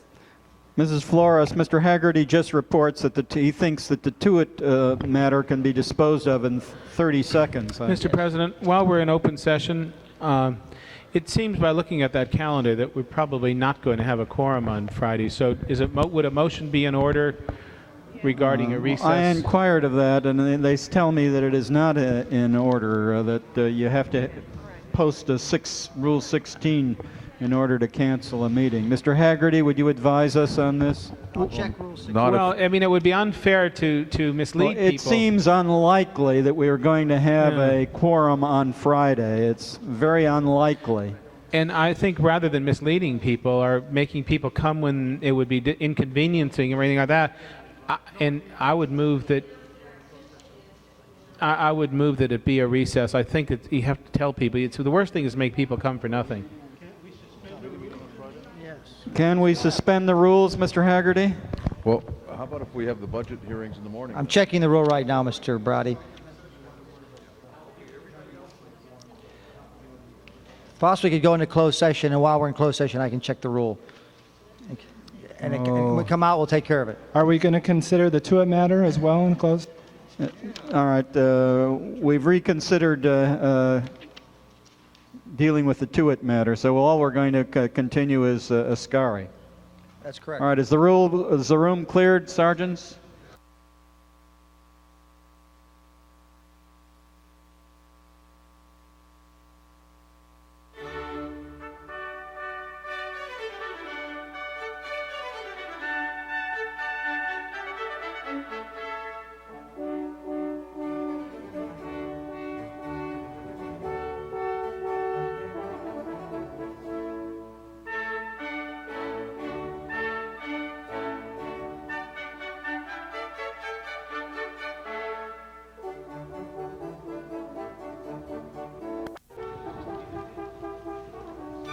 Proceed with your motion, Mr. With President, regard to the Tuitt matter.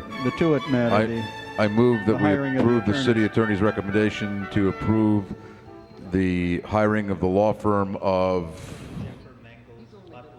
Jeffer Mangles Butler and Marmaro. Open the roll on the city attorney's. Hang on a second. What else do we need in the motion? For an amount not to exceed $40,000. For an amount not to exceed $40,000. Open the roll. Close the roll. 10 eyes. That was approved. Mr. President, in light of the fact that we will not have a session of the council on Friday morning, it is the intent to move the Finance Committee, Budget and Finance Committee hearings to 10 o'clock Friday morning, and we'll accommodate the members of the committee. Some of them may have to be in and out, but I just want the staff and the departments to be on notice that we're going to move the 2 o'clock starting time to 10 o'clock Friday and probably work most of the day.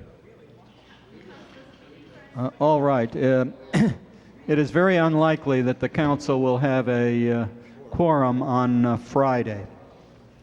Is there any more business to come before the council, Mr. Clerk? Yes, Councilwoman Galanter requests to be, or Councilwoman Flores requests to be excused May 5th for personal business, and at 11:30 on May 6th for personal business. Without objection, unanimous vote. That meets the council's policy, I presume. Yes. And Councilwoman Flores requests to be excused June 9th, 10th, and 12th for vacation, and that meets council policy. Without objection, unanimous vote. That clears the desk, Mr. President. Are there any adjourning motions, members of the council? If no one has any adjourning motions, council is adjourned.